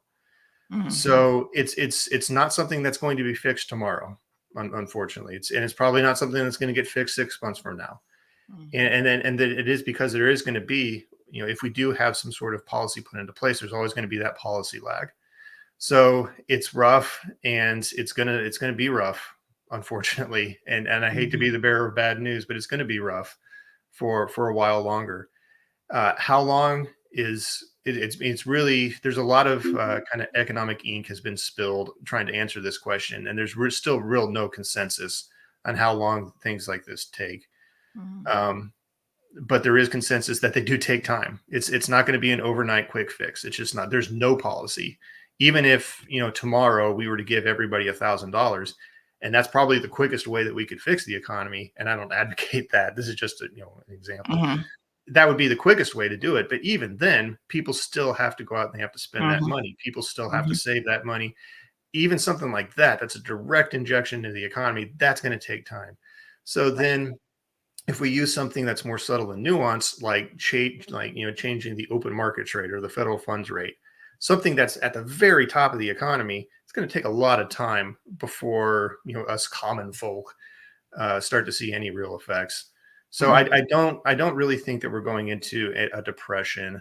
I mean, the economy is going to be down and not growing as it should, and there's still going to be a lot of problems. And I think for the foreseeable future, unfortunately, that's going to be the case. But I really don't see, I'm not seeing enough in some of the big macroeconomic indicators that indicate we're going into a depression. If anything, at least here in the States, we have, if we look at the labor market is improving. And again, this is a macroeconomic statement. What's good for the economy, what's true for the economy might not be true for an individual. But for the entire economy, unemployment rates have stayed relatively similar. They stayed relatively flat, but we are seeing an increase in something called the labor force participation rate, which is essentially how many people are out there looking for jobs. And that is going up. And so if we see labor force participation going up, but the unemployment rate staying the same, what that tells you is that we have more people entering the economy, and these people are finding jobs. So at least from that perspective, the labor market is improving, right? It may not be improving for everybody, but on average, it is improving. So that's a good thing. That's a key indicator that, well, maybe we're moving in the right direction in this one area of the economy, whereas maybe we're moving in the wrong direction in another part of the economy. But those two things may offset, and that could be enough to kind of keep the economy afloat, that we weather the next 6 months, a year. Wow. All right, my dear Dr. Snipes, thank you so much. This was an absolutely fascinating and educational conversation this morning. We really, really appreciate it. Tommy is here. He says, good morning to everyone. Dane says, a very powerful and logical mouthful here this morning. Diamond Princess says, thanks for the topic this morning. We had Damien says, if China goes into Taiwan, we're really going to be in problems. So there's a lot of things that impact the economy as well, that sometimes completely out of the control of individual governments, at least on this side of the world. So wars, so for example, what has happened in Russia and Ukraine, that's had an impact directly in gas prices, shooting up a lot quicker than anyone would have wanted. And other things. Of course, the US is trying to inject billions of dollars into Ukraine to help them fight off the Russian invasion. So there's a lot of things that happen around the world that is outside of even the policy remit of individual governments. So very, very interesting. Dr. Snipes, thank you so much for coming on the program. We hope that we'll see you again soon. All right, my pleasure. Thank you for having me. Okay, take care and have a good one. All right, folks. So that's Dr. Michael Snipes, Associate Professor there of Economics at USF. A very, very educational discussion this morning. We'd like to thank him for lending his expertise in a very easy to understand fashion. I love when experts come on here and they can really break it down so that everyone can more or less understand what's going on. So there's lots of food for thought there, folks. You might have to, after the show, hit the rewind button and go back and listen to it again. So we do have Minister Sabrina Turner, who's going to be joining us. Al Ray, thank you so much. He says Goldman Sachs says 35% chance recession in the next 34 months. I guess we'll have to wait and see. Loretta says, good morning, CMR. Interesting topic this morning. Thank you. Thank you. And yes, there are a lot of people who are messaging me in the background who are listening very, very intently. So let's go ahead and take a little bit of a commercial break, folks, and then we'll come back with MP Sabrina Turner and Minister of Health and Wellness.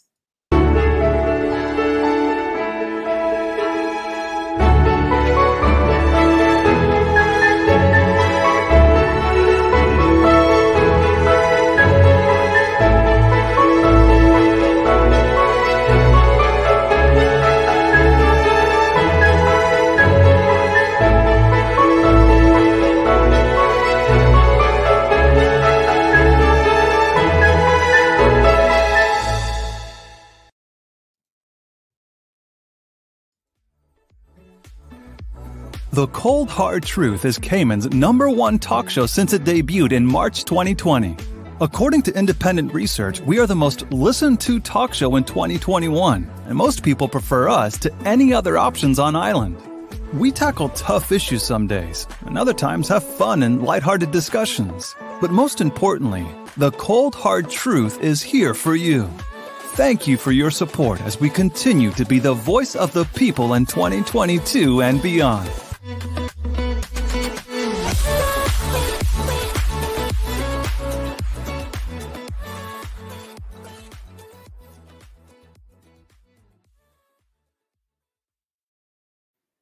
All right, folks, welcome back. It is my pleasure to invite into the studio this morning Minister Sabrina Turner, who, as you guys know, is the Minister of Health and Wellness, and she's also taken up a new ministry. I believe it's Home Affairs is what it might be called. We'll get some clarification. But this morning, MP Sabrina Turner is going to be talking about what she has had going on at the constituency level, and it seems like quite a bit. So good morning to you, Minister. Good morning, Sandy, to your listening and viewing audience. It's a pleasure to be back on. And I almost said your topic this morning was so interesting. Do you want to roll me back again? Understanding that we're all going to be seriously impacted. But what was interesting is that you brought out a very important point, and I'm by no means a financial advisor. What's going to happen to the really lower income person? Where is the balance? And to be honest, that is not something that this government has taken lightly from the day we got elected. We looking at the minimum wage because we realized that is definitely a topical issue, looked at the cost of living, and understanding that a lot of what we actually consume here is actually imported. So we're importing inflation, and it is rather delicate, but I'm not the expert there. And I would encourage you to get those experts in that area, even maybe some of my colleagues, Mr. Ebanks, who is very busy dealing with community development, and you got your financials, and he's also responsible for financial services, not to definitely throw him under the bus anyway. But yes, it is topical. And it's something that we should all be concerned. And as government leaders, we are definitely looking at this to see what the best way we can, because looking at the cost of minimum wage, we have to look at the impact that has too on the small, micro, and medium businesses. Then you look at the cost then of your pension and your medical insurance. So it's a delicate balance, but there are experts out there to help guide us, and we can deal with that as one. But it's definitely not something that we're too far left on one subject matter, and then at the end of the day, the lower end of the spectrum and middle class is forgotten. That is definitely not this government's aim. Yes, absolutely. When I hear people say that the solution in their minds is very simple to increase the minimum wage, again, the first question I have, and this is for the Economics and Statistics Office, since they've just conducted last year what did we call it again? The census? The census, yes. My first question is, how many people are actually at minimum wage? I think that's an important question. How many people, and also to some extent, who those individuals are by work categories. So are they, for example, domestic workers? Because if domestic workers make up the bulk of people who are at minimum wage, and you say, right, increase the minimum wage, that's going to have a direct knock-on effect on a lot of Caymanian families who will say, wow, I can't afford to pay my helper any more than $6 an hour, for example. And so now that's going to put a strain on those households in a different way. So, folks, I think that they always say the devil is in the details, and indeed it is. You've got to look at so many different things. So that's the first question that I would logically ask is, what percentage of the population are we talking about, and exactly who is it impacting? And number two, which I guess technically is number three, on the business side of it, I find it interesting that even I've got friends who've owned small businesses and they haven't been able to make it, retail, whatever. Retail tends to pay at minimum wage, a lot of retail environment, because again, it's the micro and small businesses who can't afford to pay anymore. They carry the burden of the high utility bills, the high cost of rent, and the staffing and pension, insurance, and all these other things. So once again, when you increase the minimum wage, that's who you're impacting, the little mom and pop shops who are going to go, wow, now that you've increased the minimum wage, I can't afford to be in business. So I'm going to close down my business. So straight across the board, everybody's affected. Yeah, you've got to have, everybody's thinking of the bigger companies, right? Exactly. First of all, the bigger companies a lot of times are not paying minimum wage. But if if it does impact them, there will be that knock-on effect. Your groceries will be going up. Your, cost of goods in other areas will increase. And is that really the knock-on effect that we are looking for? So adjusting something on the one end, it's like, your QuickBook entries, it always tells you adjust this side of the ledger, you got to adjust the other side, because it's a yin and yang sort of situation, and they are interconnected, and you cannot just separate them apart. It's a delicate balance, balance. But you also brought up the census, and you see how you're heavily waiting for the results of the census. Yes. And yet we need to educate ourselves a little bit more on the importance of the census and what information we can get out of that to help your elected leaders in making decisions. So that's why it's important for everyone to participate and be honest about the responses that you're giving. Absolutely. And again, we've not yet had an opportunity to have the Minister of Finance on the program, Mr. Chris Saunders, but we continue to extend an open invite to him, because I think he has mentioned before that he has a lot of proposed solutions. But I think for the average person, those proposed solutions need to be broken down so that we can understand how that is truly going to help middle class, average, run-of-the-mill Caymanians. We're talking about so many different things, from, the ability to purchase property, which continues to be something that concerns a lot of individuals. Caymanians are very, very fearful that not even future generations, this generation right now, we cannot afford property. And how is the government addressing those issues? But Minister Turner, we were actually not here to talk about exactly your capacity as minister. National items. No. The whole whole idea behind Impact Wednesdays, which was yesterday, is to give the officials, the elected officials, an opportunity to come on and discuss what they're doing in their constituencies, because I feel like there's a lot of room and opportunity to hear what they're doing as ministers. So they have GIS, who's their, official marketing tool, mouthpiece, whatever, to get out the word of what they're doing in their ministries. So if they attend a ribbon cutting ceremony as Minister of Health, GIS will cover that. And there's tons of exposure in light of all of that. But when it comes to the constituency level, the micro level, if you will, of what is actually happening, a lot of that and a lot of those details are oftentimes missed out. So that was the idea, folks, behind Impact Wednesdays. I'm glad that the minister came onto the program today so that we can talk about some of what she has specifically been doing. So first of all, happy Mother's Day, happy belated Mother's Day. Thank you. I do know that you had, well. Thank you very much. I know that you had a number of events that you hosted recently, including a Mother's Day event. Can you tell us a little bit about what that event entailed and how it went? Yeah, Sandra, last week, Saturday, of course, Mother's Day was Sunday, but we understand that a lot of persons make arrangements to actually celebrate Mother's Day with family, friends, and they go for brunch or whatever they decide to do. So my small team and I planned a Mother's Day prayer breakfast that took place at the constituency office on Saturday of last week, where we had Reverend Mary Graham and Sister Mary. She came and she spoke to the ladies there and all of the mothers that came, and it was such an inspiring moment that we spoke as women to uplift each other, and there were some teary eyes because some of us were celebrating with our mothers on Mother's Day in person, and others had to celebrate them in remembrance of just memories and going to their gravesides.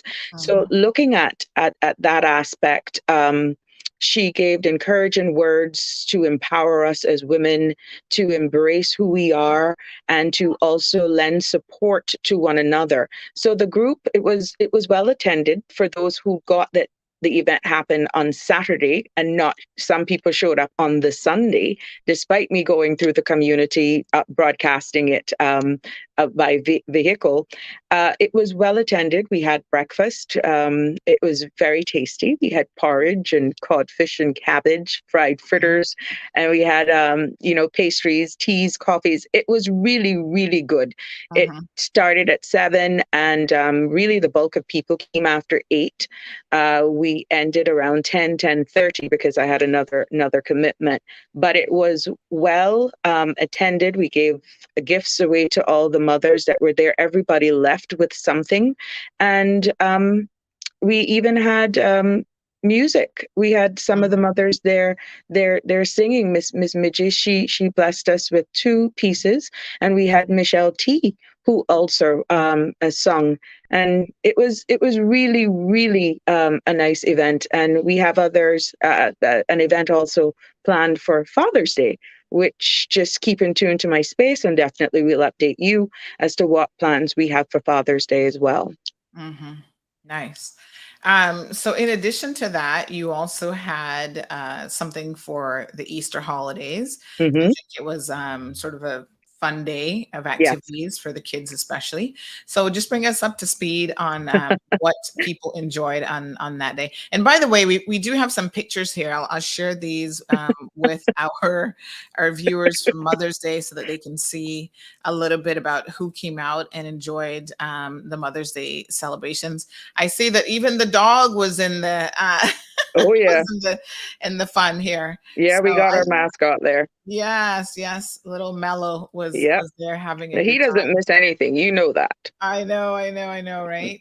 Yeah, but Easter was another huge success. It went back to the days of red light, green light, and then I managed to get parents to participate. Those pictures that you have there are actually from Mother's Day. These are key people in my lives, and these are pillars. And my message on Facebook and even in the community states, that I get my strength from them, from the mothers there, when I want that embrace and to just that shoulder to lean on and cry on, and you're not judged. I get my inspiration from some of those people that attended. Pretty much everyone there was helps me on my journey. But Easter was another interesting, well-attended event by both adults, and definitely something that the children look forward to. We had the very popular Easter egg hunt, and we had the parents involved in musical chairs, red light, green light. We had different obstacle courses and picking up the eggs competition. And again, we made sure that we took care of the children and they won prizes. But it was just that bringing community together, that and just socializing. We are still so blessed because everything is pretty much outdoors to be in a jurisdiction at this time, understanding COVID is still out there, to be able to still congregate. And we have to be thankful for that, because life continues, and we, as human beings, we interact with each other in ways. Being in someone's personal space safely, of course, is key. And we saw the powerful impact that it's having on children and families within the Prospect constituency. And that's why we continue to do it. It wasn't just only the campaign, because it started long before elections, but we continue because it is something that is taking off with popularity, and it is something that I will continue. Yes. So we have some video footage that was put up of the Easter celebrations. And why is it that I'm gonna share this one here? But why is it that the adults seem to be having more fun? Because the here kids than were the jumping. kids? The kids were on the Bunsen castle. Yes, I see. What was this one? This one was musical That are chairs. musical chairs. I couldn't get them Yes. for some reason to do red light, green light. And they were actually competing for some Smoothie King. Thank you to the sponsors for making this event possible. Smoothie King vouchers. And we had other gifts that we gave away as well. So everyone was able to compete, and look at that. Yes. That gentleman there, he lost out on Oh, his ability to grab a chair in time. yeah. So, and Minister Turner, I must say that these activities, they're fun. It's a great way for people to, just have something to do during the holidays, Easter holidays. If people don't go camping, they can come to your constituency office Yeah. if you've got an event planned. Now, this is the first time that we've seen Prospect having such lively activity in quite some time, to be quite frank. And it seems like the individuals are really loving it. You were in a fortunate position to secure an actual constituency office before you were elected. So in anticipation of a successful election run, you made the decision early on to, put out this overlay, this expenditure on your part to secure an office. Why was that important for you to do? Wayne, some people thought it was actually in some like a little cheeky, oh, you're counting your chickens before they're hatched. But having been elected by the people of Prospect, they assisted me in making that decision. I knew it was a risk, and such is life. I was willing to actually do that way in advance because I needed a campaign headquarters, but also being so actively involved in the community through the Red Bay Prospect community group. We never had a home. So even if it wasn't a case where the people saw it fit and I got elected, I knew that based on the trajectory of that group and what we could do, the vision, the mission of community building and just being active in the community would not have changed. Scaling down maybe a little bit, maybe, but that was really where I never thought of, well, what's going to happen if you don't get elected? I know the space would have been used because of being so involved, and Prospect Red Bay, because of how the electoral boundaries lie, is so closely knitted anyhow. So I knew that we would have been able to use that space. I've been successful, and now that is a conversion now of the first, to the best of my knowledge, active constituency office, and we're proving ourselves for the use of it. Now, being a first time elected member of parliament, first time elected minister, it is actually juggling the time to give back to your constituents. And the people of Prospect knows that I'm hearing, that I'm acting, and some of the works that has been done in even less than a year speaks volumes that you're being heard, and that I'm not only managing 2 ministries now, but it also shows that I'm actually getting things done at a constituency level in a broader sense. So yes, that was a big risk, but such is life. And I led the whole campaign. I entered the whole race on faith. And because I knew that I had people that trusted and believed in me, and the results spoke for themselves. Very good. Well, you've certainly been utilizing the space. I must say, it always seems to be sort of a hubble of activity, and have a lot of things going on though. So Errol says that yes, my mother-in-law had a great time and says thank you.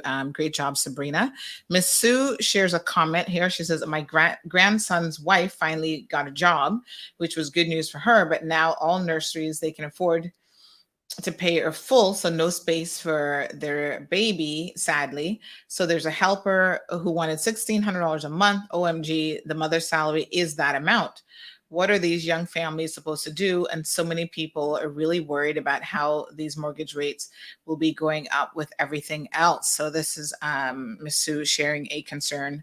She's obviously in the Savannah area, but this is a concern that a lot of parents across the island are sharing, the high cost of childcare, and not just the high cost of childcare, but the availability. Like there's 2 things that's happening, folks, in the world of childcare. Number one, a lot of people, because tending to younger babies is difficult, so it certainly depends on the age of the child, but you will find that a lot of daycare centers do not want to take babies. They want to start at the toddler age. And there's a few of them who have actually had to close their baby center because the inspections, the education inspectors have come back and said, you don't have enough space for the number of babies that you have, which is important. I mean, safety first. And they have dictated that so much, square footage is required. You need to be able to space babies out, especially in COVID times, child. You need to be able to space babies out. They need to have individual cribs to sleep on and that sort of thing, or sleep in. And then also the other thing as well is you need to have adequate care. So a few of those facilities have shut down their infant programs. And so some have disappeared. And the ones that are affordable, of course, are the ones that get grabbed up first. And some of them have extensive waiting lists. Yeah. I remember when my daughter, she went at 8 months at Tiny Tots. We were fortunate to not really have a waiting list at that time, but I now know that that's no longer the case, that there is a waiting list, even to get into the baby, the baby class. So it's a tough situation. Well, that is something also from a national level, and it's somewhat not solving the problem where schooling and daycare is concerned, but it kind of segues into I'll hint at the plans for the summer. I know that a number of parents are quite concerned and worried with the upcoming summer holidays and well, what camps can I afford them? What am I going to do? Probably they didn't have a helper because the kids were in school and their work allowed them to get off in time for after school. So what my constituency in the constituency, what I'm offering for the first time, which is why we have to have a cap of 50 for reasons of making sure that we can do this camp for the first time safely, is that we're going to be putting on a summer camp, first to extend to the persons within the Prospect constituency. And we're going to be doing this summer camp starting from the 4th of July to the 19th of August. The age is from 4 to 17 years. And we're going to do this camp from at least 8 to 4 in the evening. So at least you know that your children within this age group will be at a safe place. You don't have to worry. Snacks and meals will be provided. And the whole plan will be actually to keep the kids occupied and to help them different activities and different tours around the island, historic sites and that sort of stuff. Now we will be doing a registration drive for this camp just to to make sure that we cater to the needs of those children. That's going to start from the first week in June.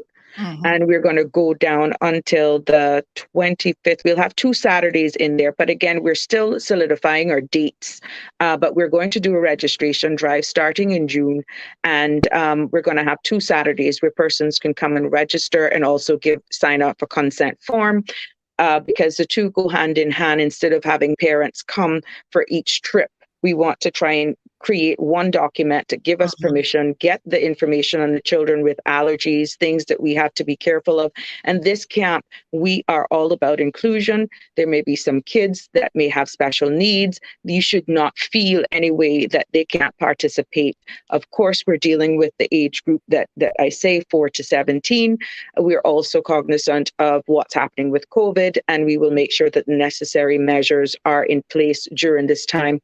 But I just wanted for those parents to at least be assured that, you noticed I didn't say any charge, right? This is one less thing that they have to worry about. And we're looking at housing 50 children so that at least those are 50 children that will be in a safe environment, taken care of. And that's going to start from the 4th of July to the 19th of August, God Spare Life. This is all based on donations, volunteers. You know how it is in being now an elected person.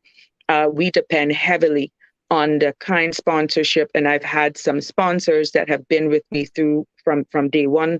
I just want to thank them. Some of them don't want to be named, and I respect that. But there are great corporate sponsors out there who is constantly supporting, and of course the buy-in from the constituents themselves. So that should at least, and I hope, alleviate a lot of anxiety in parents, especially those with single parents or don't have access to help.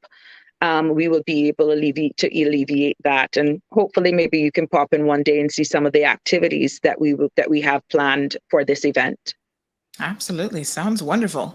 So folks, I'm sure you'll put up more information as we get closer to the date and how people can register and what the process is.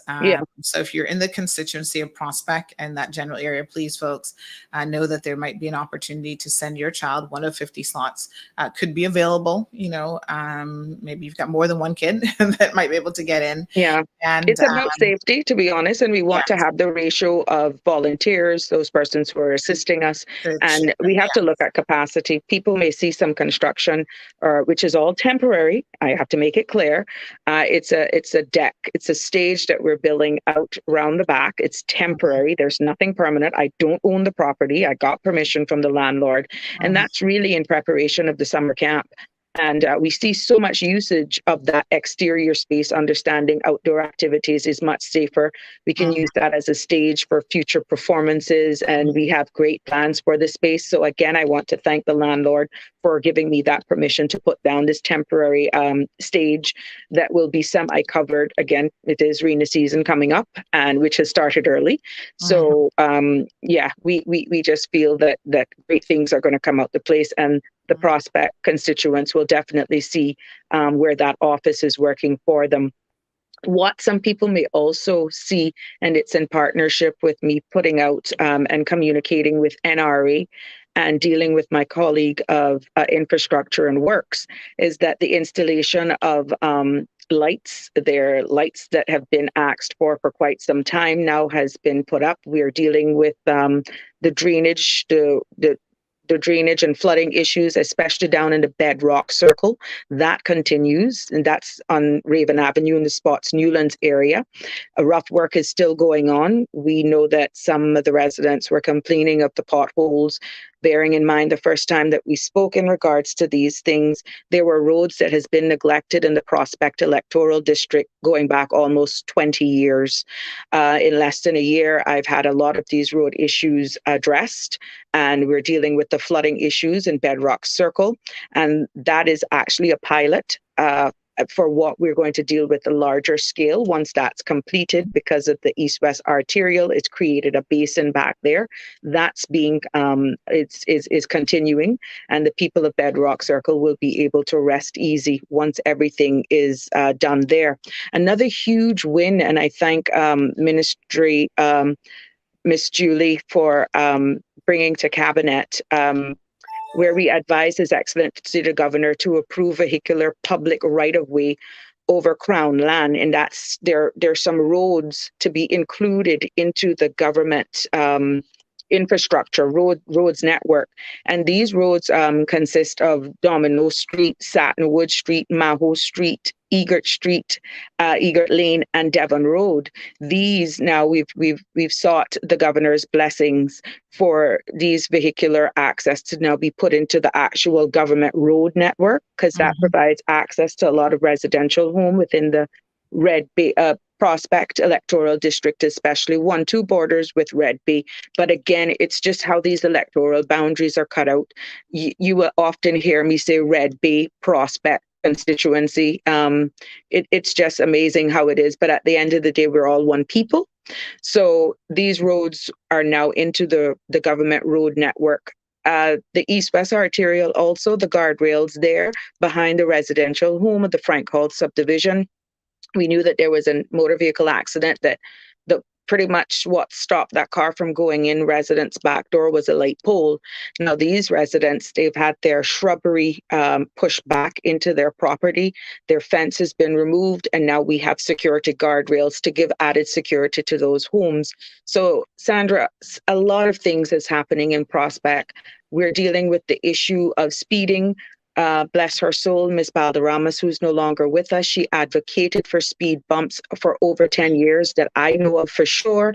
And Mangrove Avenue, Mahogany has had additional speed bumps put in place. Speed humps have been put in on Mangrove. That has helped. I no longer hear much of a complaint there. There's some other roads now that are appealing for it, like Canyon Dawn. And, in Ash Wednesday that I was actually at the Spotch Beach, where I was freshening that up and painting the walls there.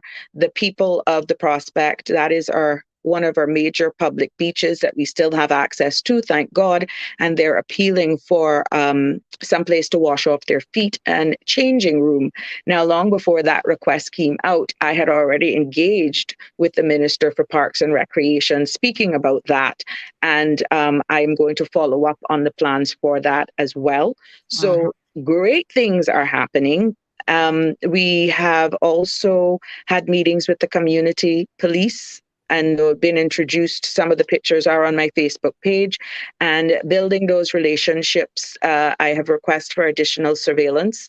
But this speeding is a national issue, Ms. Sandra, and some of the biggest culprits of speeding, especially within our community, is done by the residents of the community. Because if I don't live in a community, I'm not going to go blaring down a road, because guess what? You don't know the area. So this is a collective effort, not only with your elected representatives, but for each person to control themselves. Neighborhood watch signs can be put up. We can put as much speed humps as you want. The biggest culprits are those who are living in the community. And the sad thing is, a lot of us who live in these communities know these speeders. So we have to do this together. Derelict vehicles still is a problem. We're seeing vehicles, it's almost like deliberate, where they're stored on vacant lots, and these pose a serious risk not only to our water table but also for infestation of rodents. And it is a cost on government when you actually dump illegal dumping on open lots, and this is something that we take seriously in all over the island, but especially when you drive through Prospect, you see that there's a sense of pride, and I'm not giving up on that fight. Proper disposal of garbage, using the proper receptacles to store your garbage to keep them away from the cats and the chickens. That is something we all have to take pride in, and this is a campaign that I will continue in my fight to make sure that we address. So, for those persons in the Prospect electoral district, you saw their signs when you're entering Prospect, and I'm happy to say that I've seen that reflection throughout our island, and that was something that I promised. The recycling container, thanks to Barcam, Mr. Patrick, and the proprietors of Barcam, that is working out well. So things are happening, much more things to come. And people just need to know that I am a woman to my word, and I will definitely continue to serve them in the best that I can be. and juggle being a minister at the same time. I've proven, I think, that I can do both things at the same time. All right. So we do have some comments that are coming in this morning. So just Sarah, Ms. Sue was speaking still about the increase in the cost of helpers. And again, Ms. Sue, most of them are minimum wage. So that's a whole other conversation. But you can't expect a helper to come in to your household, folks, and mind 3, 4 children, and you work them 12, 13-hour days, and you pay them little to nothing. So I think, like everybody else, maybe the cost of having a helper has gone up. In most instances, it's actually cheaper for people to put a child in school than it is to engage in a helper. But people want to have their cake and eat it too, folks. They don't want to be full-time parents themselves. They want somebody else doing that job. Jasara says, may God continue to bless you, Miss Sabrina. You're doing an amazing job, and it certainly shows. Darlene says, wish something like this, like such a camp, could be done in West Bay. So I guess if others are listening who were ministers, hey, step up to, not ministers, but elected officials, step up to the plate, folks. I think where there's a will, there's a way. And this is really all about, as the premier says, community builds country. And so as a community, we have things that we can contribute and that we can put, many hands makes the work light. So folks, if you are an elderly person, if you don't work and you have more time on your hands and you can volunteer to help out in some of the constituency offices and some of the MP offices, by all means do so. I think it's a wonderful thing that can be done for the community to help in so many different ways. So Miss Loretta says, wish some more of these MPs would do this in their community as well. It's summer and it's hard for families to afford summer camps. Blackberry says, wow, that's a very generous and amazing initiative. And I'm sure the parents of Prospect are very appreciative. Finally, an MP that cares. And let me give Sabrina a little bit of an endorsement this morning.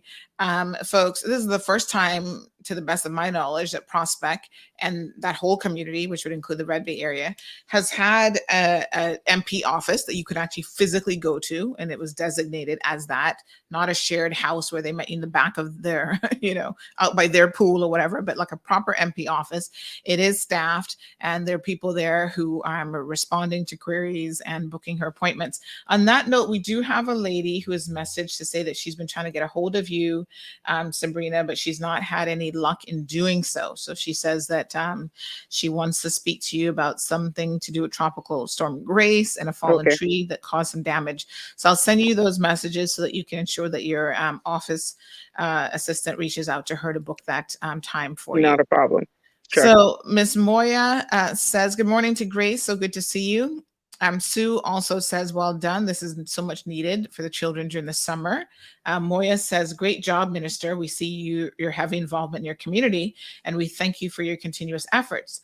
You have set the bar for the other elected members of government to strive for, and I hope they soon start to follow your example and involve themselves in their communities like you. So, of course, this is important, folks. Community builds country. I just said it. And I think MPs, I know that it's a balancing act, as a minister just alluded to, especially when you're a minister. And this is why I always hesitate for first-time MPs, taking on a ministerial role, because it is so much to do both. But I think if you're extremely organized and if you have good help, it really comes down to the help. Folks. If you have good help and you can delegate things, within your constituency, and you're organized and you have all those elements there, you can do it. But it is very, very challenging. It is quite challenging, Miss Sandra. And I mean, it's one thing being elected. It's a second thing of getting a ministry or ministries. And then it's key to maintain that engaging with your constituents. Now, I know a lot of persons want directly to speak to me because they've elected me. But a lot of the times, some of the things that persons wait for me can actually be resolved by the constituency office, which is why government provided funding for us to have constituency persons working in our office, because it's not like you're shunning away from your responsibility, which is why once I am not in here. And to be honest with you, my passion is really out there engaging with the constituents. But you know the responsibilities by the Constitution, and your remit as being a minister, that you have to be in the ministry doing the very same things persons have elected you to do, to make change, to write policy, to do laws. And it's really just understanding what comes with that role, but always making sure that you make yourself available when time permits. And this is why it is key for me to have those constituency days and to have access to capable, mature, confidential persons working in the office. And kudos go out to Miss Joyce Ann Green and Bianca Miles Campbell, who is there. And I must tell you, we have had no problems with confidentiality. I am blessed to have them there as my core persons on staff, and they're doing a phenomenal job. I am being very honest with you. If it was not for those two ladies, a lot of these events, plus we have volunteers in their own way. That's another thing I've learned too, from working in the community and now getting elected. We all bring our own unique skill set when you're building a team. Where I may be good at PR, somebody may be better with planning, executing, decorating. And some people may not have that, but it's putting all of those talents together. Sandra, you may be the cook. I may have the funds in order to buy the ingredients. So I buy them, you cook it, and guess what? We all have a vested interest and we all enjoy the meal. Yes. So this is what I look for in volunteers who can share my vision, make it a reality. And at the same time, I'm not cherry picking with giving of myself to the constituency. I'm giving it all. So I don't want people to look at these events like, oh, that's only for the lower income persons. No, we need to break that whole stigma that comes with this. When I have events, I am doing this for everyone, and we are embracing of everyone. So prospect people, I need you to come out. You need to. Many other constituencies are actually saying, oh my gosh, we wish we could have her. I want to see more of the prospect people come out, because I'm not going to stop on this. When we say we're all building community builds country, let's come together.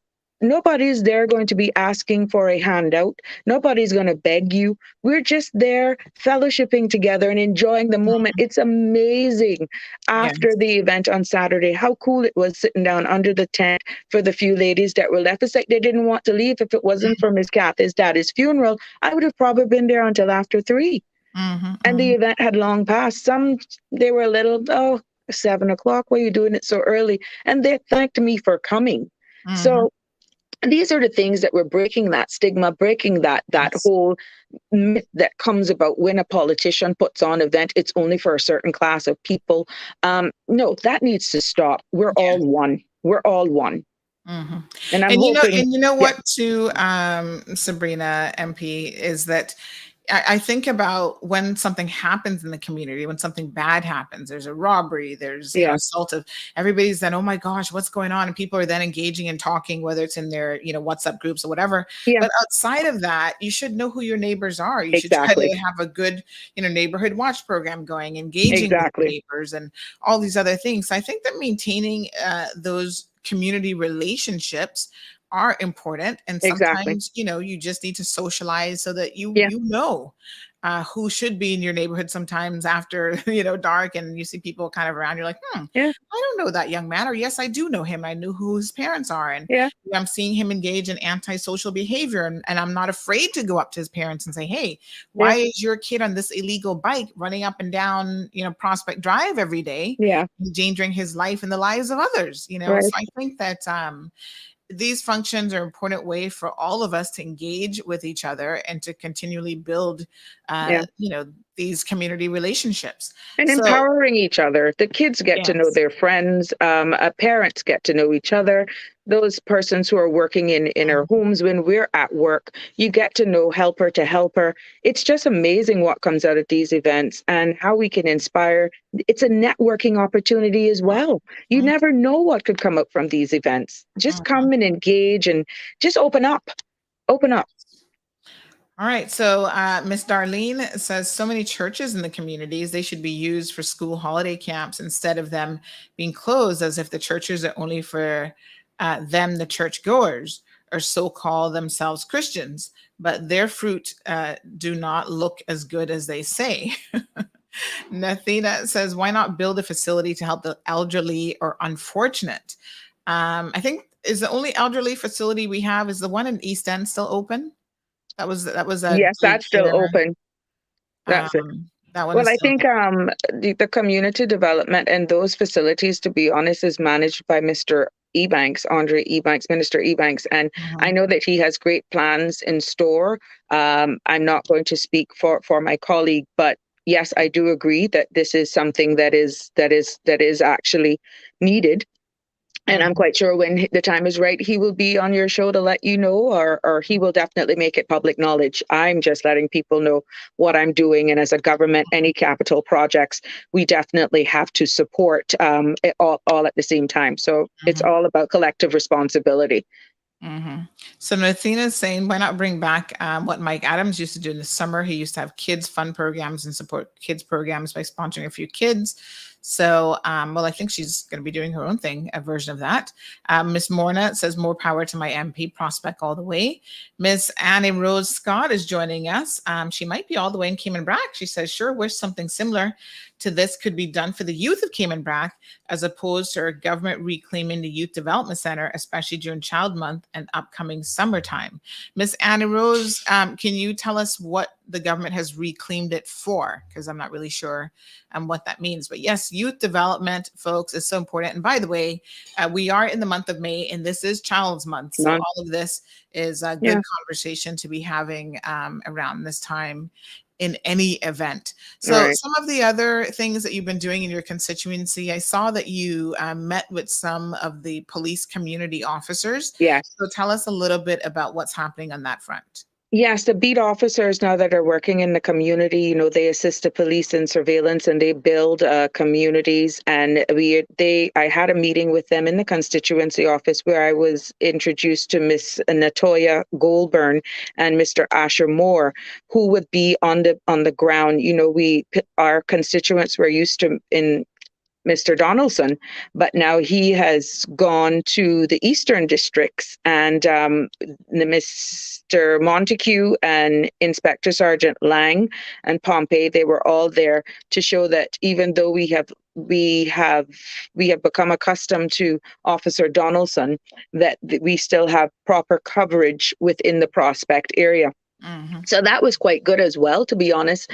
And I've heard from my constituency staff that the two community officers frequent the office and they engage and they share information, and of course then it gets back to me. But this is what it is in partnership with the RCIPS. We will be having more engagement with them to highlight the biggest cry right now within Prospect is speeding along Shamrock Road. Miss Nancy Rohelder, I know her backyard is straight on that stretch. Everyone that lives on that stretch, but that's a bigger issue, to be honest. And I've heard the cries of those on Canyon Dawn and down into Adventure Street. Oh, by the way, on Sunday, I'll be attending a neighborhood watch meeting. Finally, that has been arranged by the neighbors of that community. And I have a surprise for them as well on Sunday. So I'm looking forward to that. So yeah, it's where now the community is working with the elected arm and not the politician running the community. It's a buy-in by both sides. All right, folks. So let's just have a look. We've got a few minutes left in the program. We're just going to have a look at some of the constituency photos here. So this would have been for the Easter event. Is that correct? Yes. No, that was Mother's Day. That was Mother's Day. Yeah, they were. Yeah, I just wanted to do a one-on-one with all of those women that showed up for the Mother's Day. So you'd have to scroll down. a bit more for the Easter. Okay. And then I actually read, I did a Zoom reading. That was Earth Cleanup Day. Yes. So you had the youngest ones out. Exactly. Yeah, that brought back memories. Oh, Lord, Sandra, look rough. That's okay. You had your straw hat on for That's right. That's right. so you guys look like you picked up quite a Can few. you imagine? That's a mattress. That is a mattress. That's disgusting. Yeah. We need to do something about the illegal dumping. I know that there's been some reformation of the beautification committee. I'm waiting to hear more that task. about this government about that initiative as well. Exactly. But yes, I mean, it's kind of disturbing, quite frankly, that this is just who just discards a mattress like that. We have found some places behind the little dike there that cuts behind Patrick's Island where it's actually dumping. And what has been brought to our attention is that when you, for example, cleaning up, let's say a construction site or somebody's moving out and they pay some of the smaller moving companies, it appears that they're not going to the landfill. They're going into these dike roads and they're illegally dumping people's garbage. And when they are paid to provide a service to have it properly disposed of. So more surveillance will be done in this regard. We are aware of what's happening. Now, we all have a part to play as well. If somebody sees somebody dumping, try to get pictures or something, but we are all in this together, and we really need to if we want to win this fight on illegal dumping, everybody has a responsibility, to be honest. Yeah. All right, folks, and let's just have a look at. I think we showed this. Yeah, you got to go the other way, I think. Yes. Okay. Yeah, because we post very often. You will notice on the Facebook page that nothing is Teachers Appreciation Week 2. I visited the Lighthouse School, Red Bay Primary School, Achievement Center, Miss Rockets, and Prospect Primary School. And I want to thank all of them. They were so appreciative. Lighthouse School, I got an impromptu tour. I had an opportunity to speak on the PA and thank the teachers for giving of themselves and for their dedication. And even though that falls a little bit out of my electoral area, when you look at Lighthouse School and the dynamics of, again, the Red Bay and Prospect constituencies, I can't just do that. I have to I covered all 5. And I share the love the same way as I would for Prospect. And even with reading, I read to the Prospect students, that was last week, Wednesday, and it was by Zoom. And it was so engaging. The children asked some very interesting questions. And time. Wonderful. Well, folks, 9:28 and 32 seconds. Yes. The time went by so quickly. Sabrina, thank you so much for joining us on the program this morning. Please don't be a stranger. I won't. Encourage your colleagues. I mean, Impact Wednesday is here for their benefit. So encourage them to come on and talk about exactly what they've been up to. Like I said, if you've been doing stuff, it's easy to talk about it and to just recap and let the people of not just your own constituency, but the Cayman Islands as a whole know precisely what you have been up to. So again, thank you, Minister. We have to end the program for a radio audience here. And then, of course, we'll wrap things up just in a second for social media platforms. So just hang tight with us 1 second, Minister, while we say goodbye to everyone listening on Bobo 89.1 FM. Thank you for tuning in to another episode of The Cold Hard Truth on Bobo 89.1 FM. Cayman's #1 talk show is live weekdays from 7:30 a.m. Never miss an episode again. Watch anytime on CMR's Facebook and YouTube channels for the latest show episodes. Don't forget to follow us online on our social media channels and visit CaymanMarlRoad.com for all the latest news and community happenings.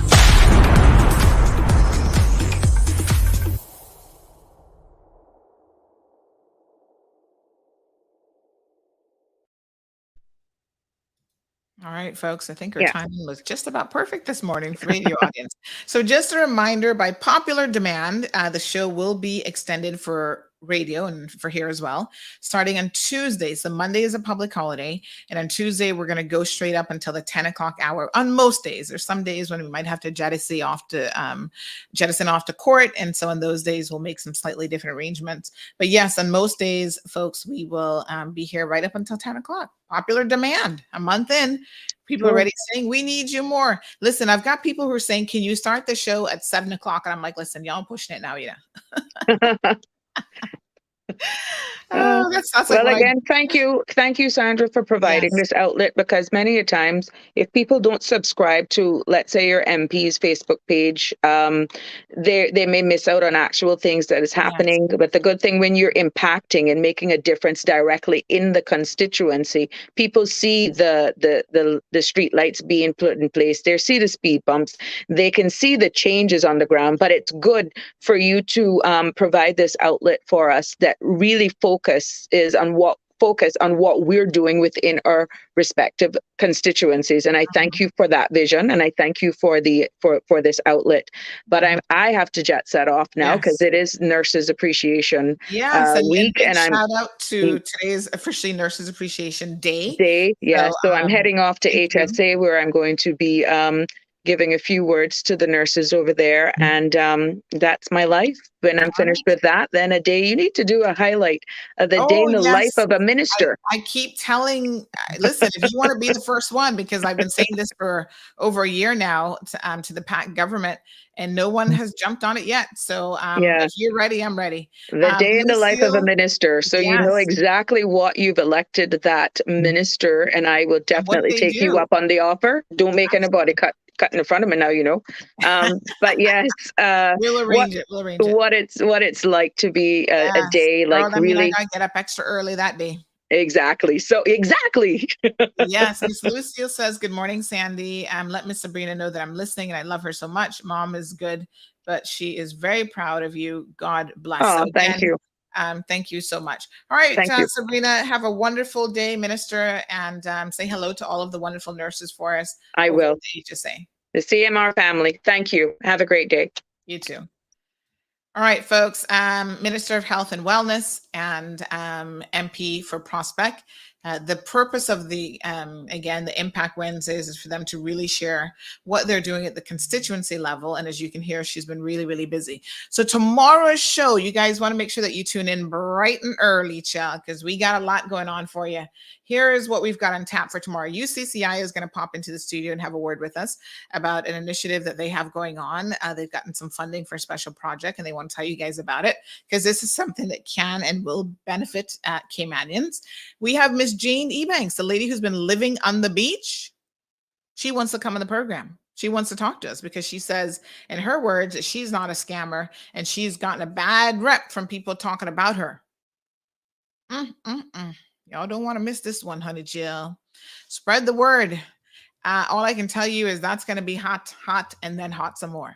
So she'll be on the program tomorrow. And I'm trying to think who else. Somebody else said that they wanted to. Oh, yeah. Badabanu wants to come on and respond to the recent criticisms about their event. So, geez, peace. We might have to have a 4-hour show tomorrow. I don't know how that going to go. But anyway, folks, thank you guys so much for tuning in.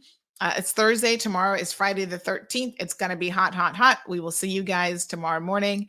And until then, please be safe.